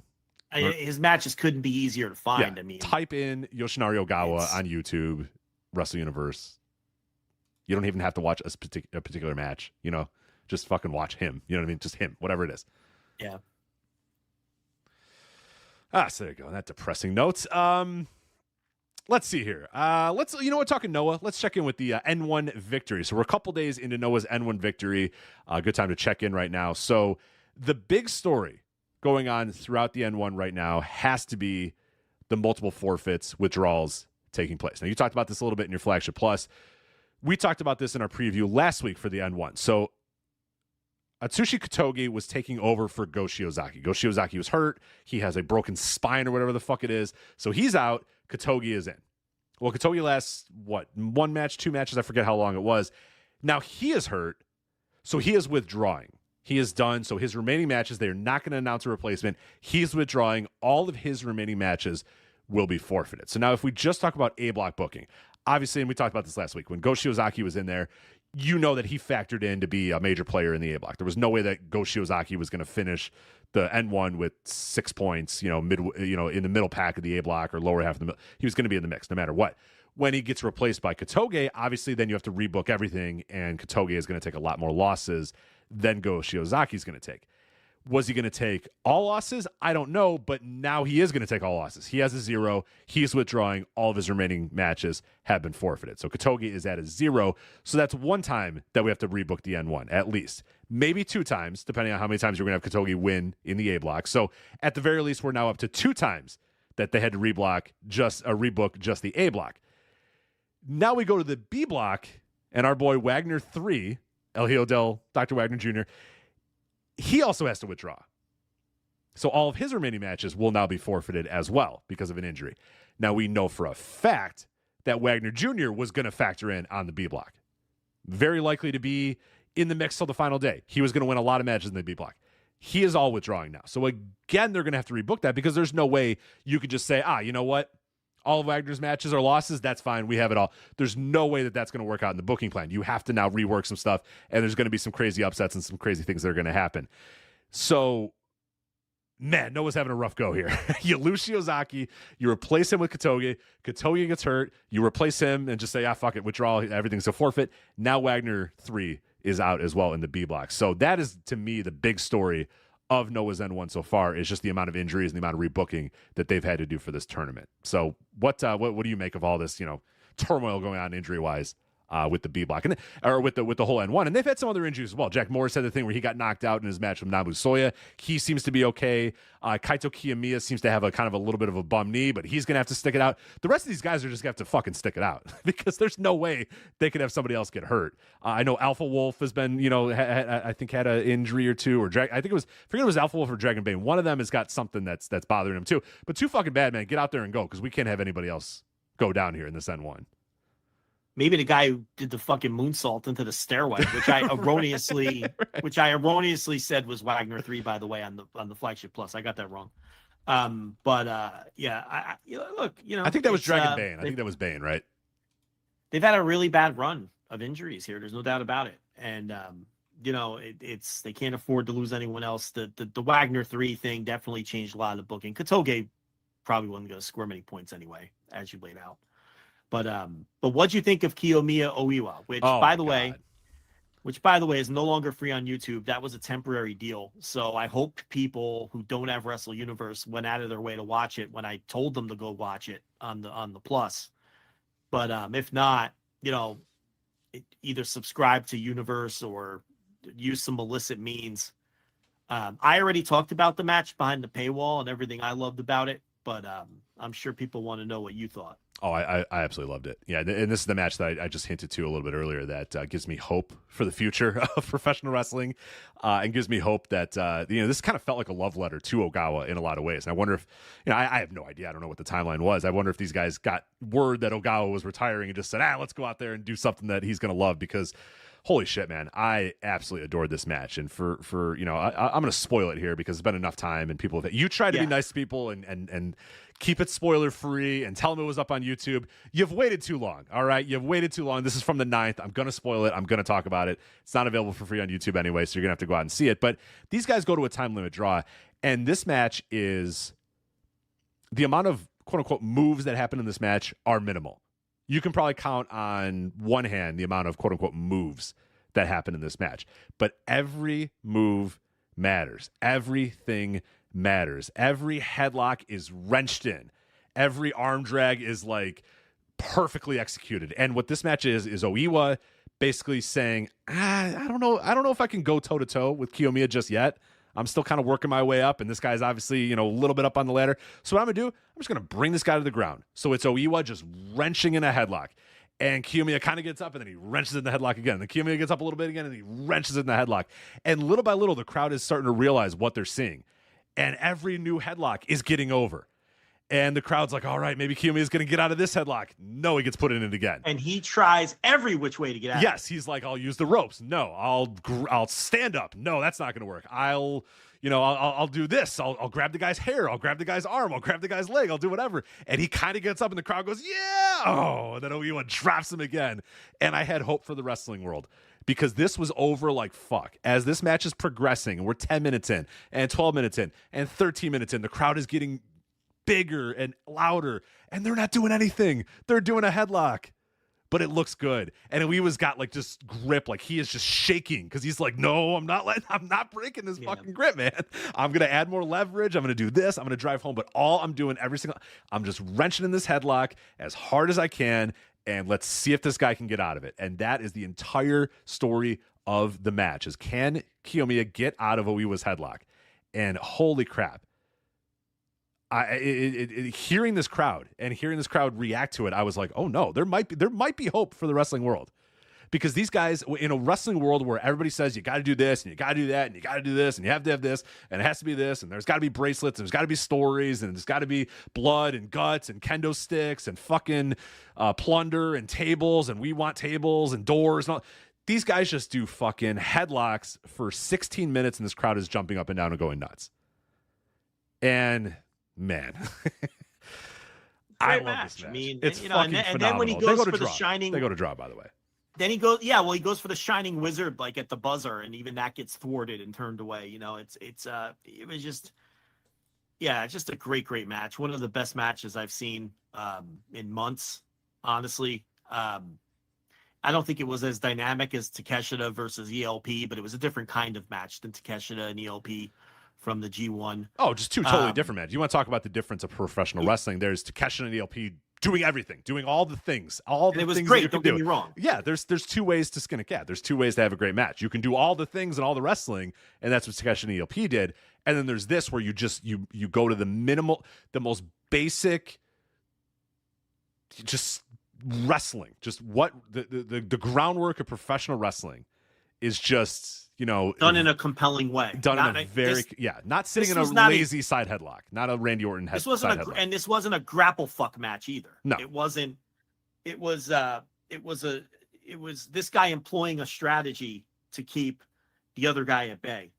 It was just great pro wrestling. Again, I spoke about it already behind the paywall, but it's and the fact they went to a draw, because these guys are going to have another match at some point down the line, and Kiyomiya, obviously, when they send this guy back to New Japan, Kiyomiya is gonna have to beat him first.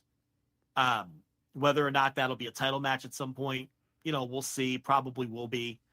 But they didn't want to have Kiyomiya beat him yet, so they went to the draw. And maybe they don't want to have Oiwa beat him at all, because it's kind of a bad look to have a New Japan guy who's a young lion on excursion beating your world champ. I get it.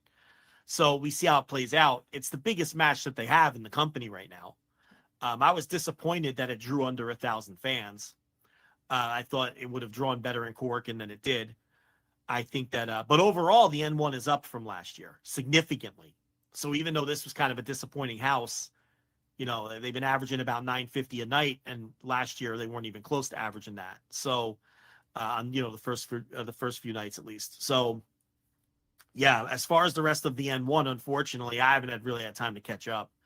That's, this week I'm really going to jump in with 2 feet and start paying now that the G1 is wrapping up. And, there's not quite as much going on until, I guess All In is next weekend. Mm-hmm.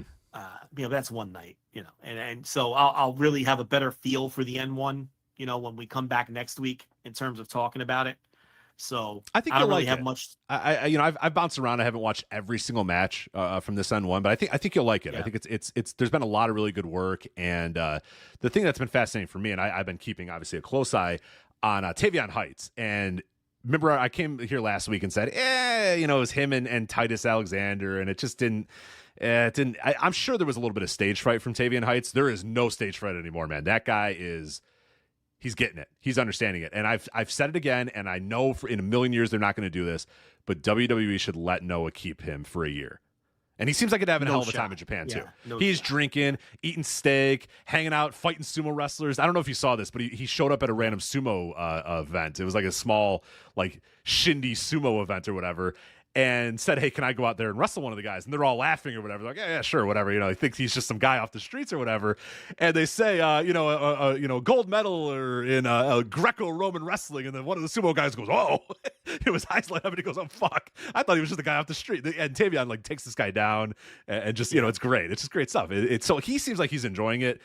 I'm begging. If I'm Noah, I'm begging, please, let us have this guy for a year. He will come back and he'll be 1,000 times better for you. And we are going to make a lot of money with this guy in a year because he's figuring it out. He's got it. He had matches against Kano that were great. He had a match against Manabu Soya that was just like, I think he needed to kind of have one of those matches. You know what I mean?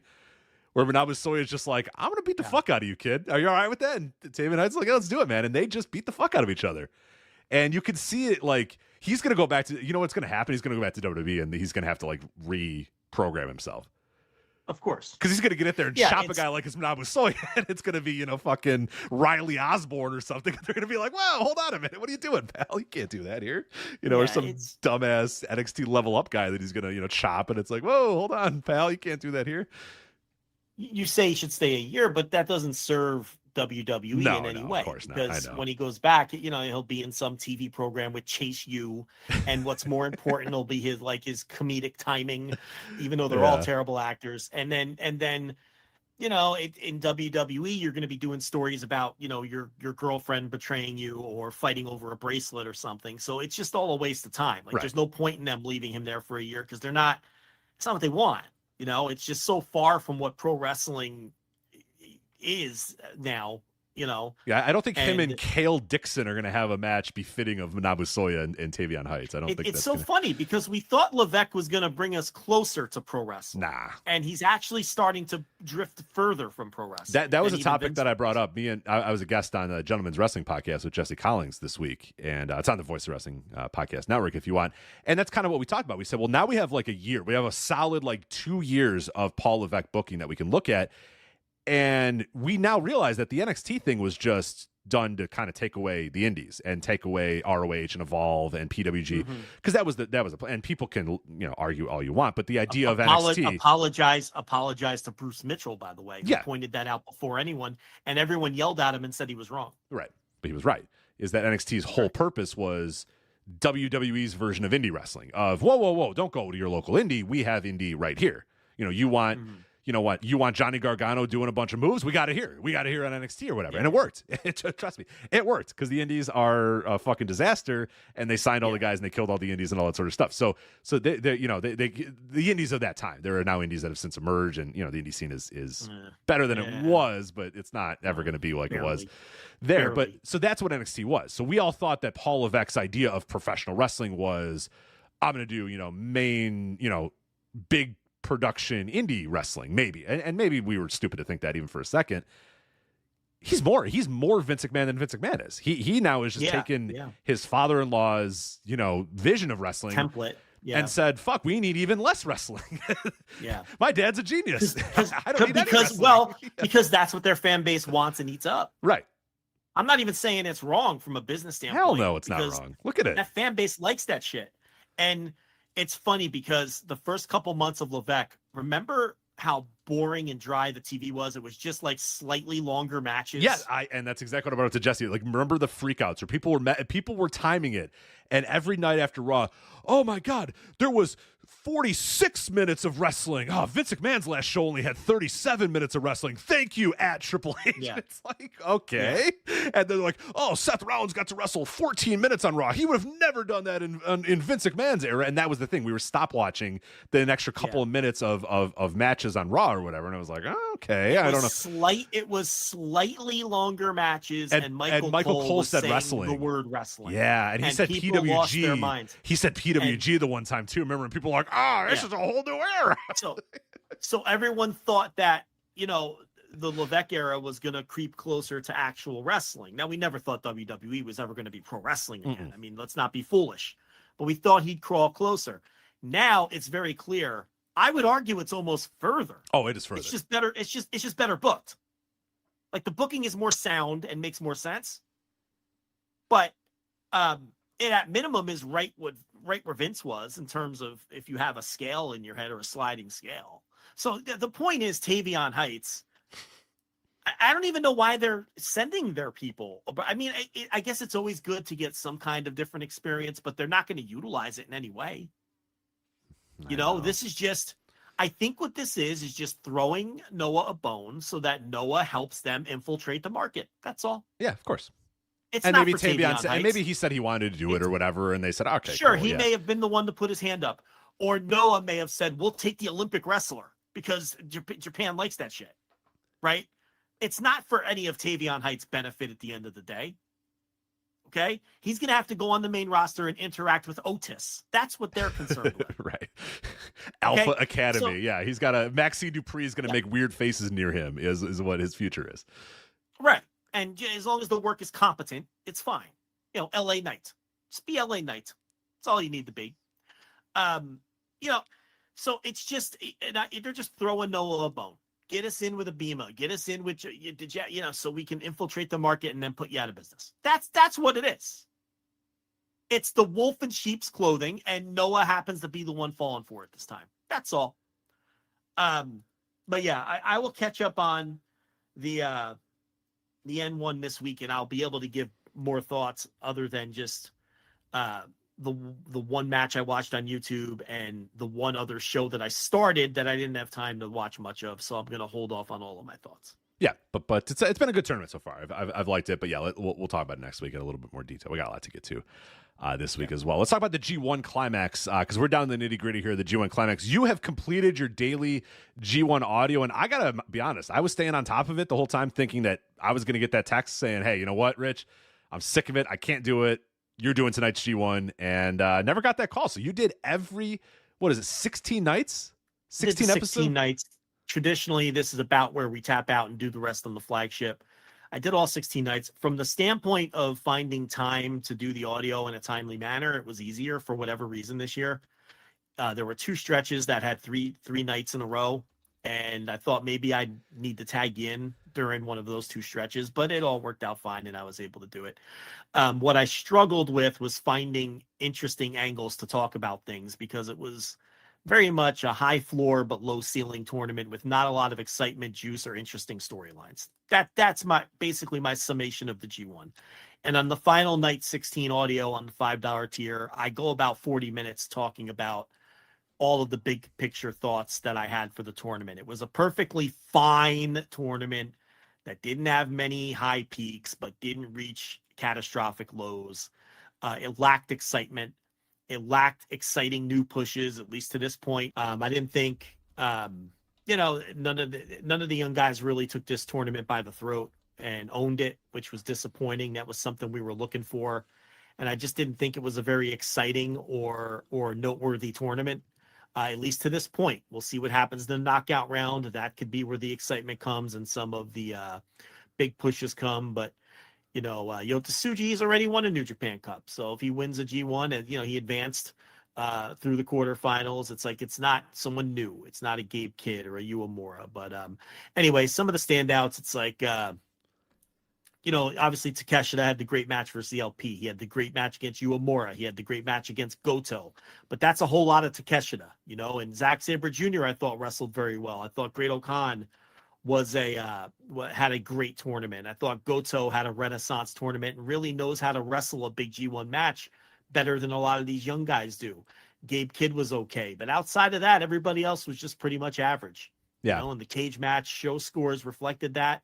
All but 3 shows were rated about a 6 on cage match. That's not typical G1 quality, but you know what? Those golden era G1 days, that's they're not over, happening. Rich. Yeah, they're done. They're gone. Not with this crew, not with this roster. Not with this company. Not with this company anymore. It's time to also call a spade with the company. This was an opportunity for New Japan Pro. And honestly, I thought after the first couple of nights. I was like, yeah, we're because that first night was like, holy shit, I was reinvigorated. I was like, man, these guys just went out there and they worked their fucking asses off. And I was like, man, all right, this is a new the young guys are here, big upsets. Everyone's working hard. All right, here we go. And then we got dog days, man. And I really was hoping that this G1 was going to avoid the dog days. And, you know, I guess it kind of, I mean, the shows, I would say the floor of this year's G1 was probably higher than it was in prior years because you didn't have just dog shit wrestlers. There's no dog shit wrestlers this entire thing. Bad Luck Fale, Luke Gallows, Yujiro, Kenta. Right. None of those dog shit guys were in there wasting our time or whatever. But with that said, the ceiling felt like when you take out a couple of those names that you said, that the overall ceiling was pretty low. And that is disappointing. Is that what is the match of the year contender outside of this G1? We used to say, don't come up with your match of the year list. Don't even think about your match of the year list. Don't even think about your most outstanding, your wrestler of the year. Don't think about any of that until the G1's over. Man, nobody. I mean, ELP and Takeshita is and there's a couple matches. Trust me, there are a couple matches that I loved in this G1, but none of them five or six of them. Yeah, but none of them are. I don't think. Rich, there used to be 30. Right, and none of them are ripping up. Fuck that one night in 2013 had like 6 match of the year contenders in one night or whatever. You know what I mean? Like it's just that is a little. That's kind of this company. Those days are gone. Those days are gone, and that's kind of my overall point is to think that this company is not going to do it anymore. They can't do it anymore. I don't know that they can do it as well as they used to. I keep waiting. I'm almost done waiting. It's not like the shows are bad. It's not like the shows are bad. No, they're fine. But this crop doesn't have it in them. Listen, how many times did I say that was a special place in time? Mm-hmm. That was a special place in time, and that doesn't sustain. And it lasted way longer than we all thought it would. This crop of wrestlers doesn't have that kind of era in them. They just don't. Now, can some of these guys be stars? We'll see. You know, that's going to be, and this tournament to this point hasn't gone a long way in creating those new stars. I mean, the one block had 3 40-year-old guys go through. Mm-hmm. I mean, what are we doing? Tsuji's the only one that went through that, you would consider someone on, and he's over 32. He's older than people think as well. Yeah. And Takeshita is very, to me, and I think most people would agree, probably the MVP of this G1. He's gone. You know what I mean? He's done. He's gonna pack his bags and he's gonna fly back to America and that's he was the best wrestler in the tournament without question. Very clearly. And I think most people would if you watched all these shows or most of these shows, I think you would agree that he was the guy that grabbed the tournament by the horns. When it was over, I was like, fuck, I wish this guy would hang around because I'm like, you're our new top star. Come on over, man. You're the top guy. You're going to Wrestle Kingdom. You're a new guy. He's leaving. He's gone. But who's hanging around? We're still left with this. And I'm still a little just perplexed about when New Japan really is going to decide that this next generation's ready to kind of take over because I was hoping that this G1 was going to be that time, but again, we're left with kind of, I don't know. I mean, look at these knockout rounds. We got one side is Shingo versus Zack Sabre Jr. now. Right. And I like Shingo and I like Zack Sabre Jr. That's going to be a hell of a match. That's going to be great. But man, that's, those are the guys. No, I know. It's just right. Like, sure, I would accept either one of them winning the tournament. Great. But it's like, man, they got to start flipping the switch at some point. And the other side's, I mean, honestly, the other side's David Finlay and Yota Tsuji. And you're right, that Yota Tsuji is kind of, I suppose we could look like idiots. And on Saturday, Yota Tsuji wins the G1 after having 2 phenomenal matches. And it's like, oh, yeah, okay, that's the guy. They're going to go to Wrestle Kingdom with Yota Tsuji. And I hope they do. And then maybe this conversation will look a little dumber. But the other side's David Finlay. And it's like, that dude is such a fucking zilch. I know. He's fucking over David Finlay, and I'm not having the conversation ever again with anybody. The guy's a fucking zilch. He doesn't have the next gear. He never will. I don't think he cares. I think look at his fucking body. He doesn't care. The guy doesn't fucking care. I'm not a body guy. I'm an effort guy. Fucking, can we do some ab crunches? Can we can we look kind of strong? Can we kind of look strong? You know what I mean? I don't know. I think what David Finlay is, it's the family business. And he's good enough at it to make a living. And I don't know if he has the motivation to be like one of the biggest stars in the world. I don't know if he has it in him. I don't feel like he has it in him. There's just something lacking there. But they don't have a lot of options now, so he gets pushed. Yeah. And Yota Tsuji, even if he wins the whole thing, listen, he did not have a great tournament at all. He was did just not. a guy. I was very disappointed. He was just a guy. I was very disappointed by Yota Tsuji's output for sure. He was just a guy. So it's not like he had some impressive tournament. So he's going to have a great semi and a great final, and he's someone that we've been a proponent of. But, right now I'm looking at Uemura and I'm looking at Oiwa. Those are the two guys I'm looking at now.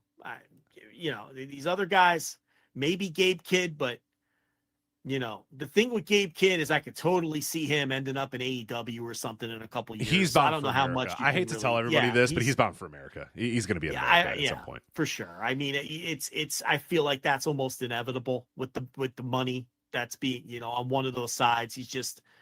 So I don't know how much, even to be honest, how much effort I'd put in him. To be honest, you'd have to rocket pack him and get everything out of him now. So. Yeah, I don't know. I was waiting for this tournament to really excite me. And outside of Hiroki Goto. Well, what are the narratives? What are the stories too? Right? There were none. There were none. I mean, outside of Goto, there wasn't one that really grabbed my attention. And it's not just me and it's not just you. This tournament has no buzz in the greater wrestling space. The only place anyone is buzzing about this tournament is within the New Japan fandom. Within the hardcore New Japan fandom. There's no other. Where is G1 capturing the headlines anywhere in the wrestling world in America or in the West? It didn't, because there's nothing going on with this tournament.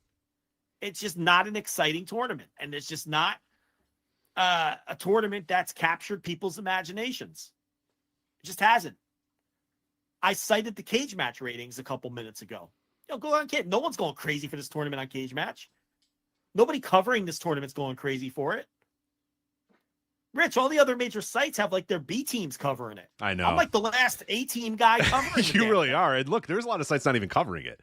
And the people that are covering it, it's B team. It's B teamers. It's not the top dogs. So if they had something exciting going on, or there was a hot new star, everyone would be covering it. It's gotten no buzz, just none. So, I don't know. And again, it feels like I hate it. It feels like I'm saying I hated it. It was fine. I it's just it was fine, but you don't want it to be fine. No, it's the grade 1 climax. G1. It's the fucking grade 1, man. Come on. Yeah. So anyway, that's your semifinals. It's Yota Tsuji versus David Finlay. If that gets your juices flowing, which it can't possibly, and then Zack Sabre Jr. Shingo, which should be a great match. And then watch Finlay win this fucking thing. We need a rebel, Rich. We need a rebel. So who knows? It's not impossible. It's not possible at all. It's not possible at all. Not possible at all. Obviously, the only person I don't want to win it. I mean, I can live with any of the other three. Yeah. Oh yeah. I'd be happy with any of the other three. Yeah. Fuck. I'm down for another Shingo run. We've been talking about Shingo deserves like a real with fans run, but. That's just, that's kind of selfishly. Like if I'm, New Japan Pro Wrestling, I probably have higher hopes than, Shingo Takagi main eventing my Wrestle Kingdom and or whatever. But for me, I'm fine with it. I love Shingo Takagi, and I'd love for him to get that big run in front of actual fans. That'd be cool as hell. But, and Sabre, people have been for a while calling for Sabre to be the next guy up or whatever. And I love Zack Sabre Jr. too. But like we've said it from day one, like it just feels. He doesn't feel like a Wrestle Kingdom, Zack Sabre Jr. versus. You know what I mean? Like, you know what I mean? It doesn't have that. Well, maybe winning the tournament will get him over the top. Maybe, but look, Rich, they don't have much to choose from. They don't. They so really that's don't. That's the other problem. And when you don't have much to choose from, it would make sense to really flip the switch on someone, and they haven't done that with anyone but Tsuji. So now this is the predicament they're in. If it's Tsuji, great. They're taking a chance and putting a true fresh face in the Wrestle Kingdom main event. Yeah. Sounds awesome. If it's Shingo, great, because he'd go out there and have a great match. I'm sure Naito can suck it up in a Wrestle Kingdom and have a great match. Can Naito have great matches night in, night out? Not anymore. I mean, that's blatantly obvious. One night, can he dig deep and shoot some cortisone in those knees? And I think he's capable of that. in a big spot like that with Zack Sabre Jr. or Shingo. Yeah, get some ibuprofen, get some cortisone, and you'll be good to go. Yeah, Some icy hot, you'll be good. Yeah, you'll be good to go. Absolutely. Just don't try too many Destinos. That's all. And that man just needs to come up with a new finisher. That's all. Yeah, everybody has to evolve. Why even fuck around with Guys have to evolve. Just That's fine. come up with a nice submission. All right. His idol Keiji Muto realized that and said fuck, and regenerated his entire career. That's right. And revitalized his entire career. Got another 10-year run out of it by saying, wait a minute, I can't do the shit I did in 1992. I'm going to change it up. And got a whole decade more of his career. You know what? And the moonsault became a rarity that got over like a motherfucker. You could bust out the Destino once every 3 years. And pray you don't slip off the guy like you always do. That move was a disaster when he was still healthy and great. Yeah. But he just needs a new finish. Come up with a nice, easy submission or something. Yeah, that's a great point you make. Muto understood that it was time to do some new shit, easier shit. Anyway, that's the G1. And then I thought the two matches today were really good. Yeah. They were really good matches. I preferred Shingo and Great-O-Khan. I thought Great-O-Khan wrestled his ass off again. I think I really just got into the Great-O-Khan in this tournament. He reeled me back in. They made me think that they should push him again. Because I was really out. Good. I think I was kind of out again. I was like, I don't think it's ever good. I think even when we were previewing the G1, I said, Joe, it's not going to happen with Great-O-Khan. It's over. Yeah. I didn't love Tsuji Takeshita. I don't know. I thought Tsuji and Takeshita was we're going to go out there and have a traditionally what people would call a good match, but it had no energy. I thought it had no. Well, Takeshita was, what he was doing? He was selling the leg from the prior match, right? And you were waiting for him to make the big comeback, but he never really did. And so I don't know if that's. Let's protect the AEW guy. And I don't know what it was, but I preferred Shingo and Okan. They were both really good wrestling matches. I think what I liked about Shingo and Okan is that I there was at least some part of me that didn't know. I watched it unspoiled, which helped. There was some part of me that did not know who was going to go through because I was like, it's just as likely that Okan. I knew for a fact that Takeshita was not going through. I just knew it wasn't going to be Takeshita and David Finlay versus I just knew that wasn't. So it was that kind of bothered me a little bit. I don't know. Tsuji's just kind of. I can't put my finger on it. He didn't have a great tournament. He just was there. I don't have as much of an emotional attachment to him as I thought I would, and I don't know if the fans have as much as I thought they would either. There was that when he first came in, they did, but little by little, he comes across kind of plasticky and inauthentic in some ways. But I do think too. He has shown more heart and feel in prior to this. I just don't think he had a good tournament. No, I think that's fair. I don't think I agree with everything you're saying, but I really just think it was these 2 weeks. It was a bad time to wrestle so heartless, I think is the best word. Yeah, that's kind of that's the only way I can really describe it. And if you see his match, I think people can understand what I'm saying. You understand what I'm saying. He's heartless and soulless. He's kind of soulless watching. It just felt kind of punching the clock. Yeah, I'm Yota Tsuji and I'm punching the clock. I'm Yota Tsuji and my job is to be a pro wrestler, and now here I am being a pro wrestler for these 20 minutes. And that was kind of it. He's had better crowd connection in the past. When they first pushed him, he had great crowd. Crowd connection has never been his problem. So many of his matches just existed in this tournament. They just fucking were there. They weren't bad, and they were like the tournament overall. He encapsulates the tournament because he had a couple of really high peaks early, and then the rest of his shit was like a 6 out of 10. Uninspiring, soulless, no heart. I'm not clamoring for him to win this because I'm not excited about him right now. Mm-hmm. And that's really what it comes down to. Anyway, we have a couple more topics. I don't know if you think we can get them all in, or yeah, we can. Our time is a little weird. It shows that we're 3 hours, but I know we missed like 15 minutes or whatever. So it's up to you. We can throw them to an overrun if you want, or a plus or whatever. What do we have left? Let's work it out on the air. Total non-pro. Total amateur hour. We got Rev Pro Summer Sizzler with MJF and Oku. We have the anniversary show Rev Pro talk a little bit about that. Yeah. MLW Never Say Never and Triple Mania Mexico City to get to. Boy. That's a lot. I think we're I don't overrunning. want to talk about Triple Mania by myself on a plus. That's a rough go. You want to squeeze one more topic in? Do you want to blow through all three of them quickly? I say we rev up the overrun for this one. Okay, I'm fine with that too. I say we rev up the overrun. So, okay, yeah. So for people that are new to the overruns here, we are going to take a quick minute break. You won't hear from us, and if you're listening live, we'll come right back and do those final four topics that we talked about. If you are listening on the free podcast feed, the show is going to sign off, and that's going to be it for you. But if you go to flagshippatreon.com and subscribe to our $5 tier, you will listen to the final four topics there. We'll talk about Rev Pro Summer Sizzler, including MJF versus Oku. We'll preview the Rev Pro 12th anniversary show, review MLW Never Say Never, and then preview Triple Mania Mexico City coming up this weekend. So that is how it's going to work. So $10 tiers, if you're listening live, just stick with us. We'll be back in a little bit. And if you're on the free feed, that's it for you. So we're done, and we'll see you on the overrun. So that's Joe. I'm Rich. We'll talk to you again next time. Take care. Bye. Hello, everyone. My name is Taylor. And I'm Kelly. And we are the co-hosts of Jumping Bomb Audio, the #1 show all about the world of Joshi Pro Wrestling. Episodes drop every other Monday, where we discuss the biggest Joshi news, review shows, and preview the hottest upcoming Joshi action. So whether you're a new fan or an old fan, we've got something here for you at Jumping Bomb Audio. Check us out on the Voices of Wrestling Podcast Network.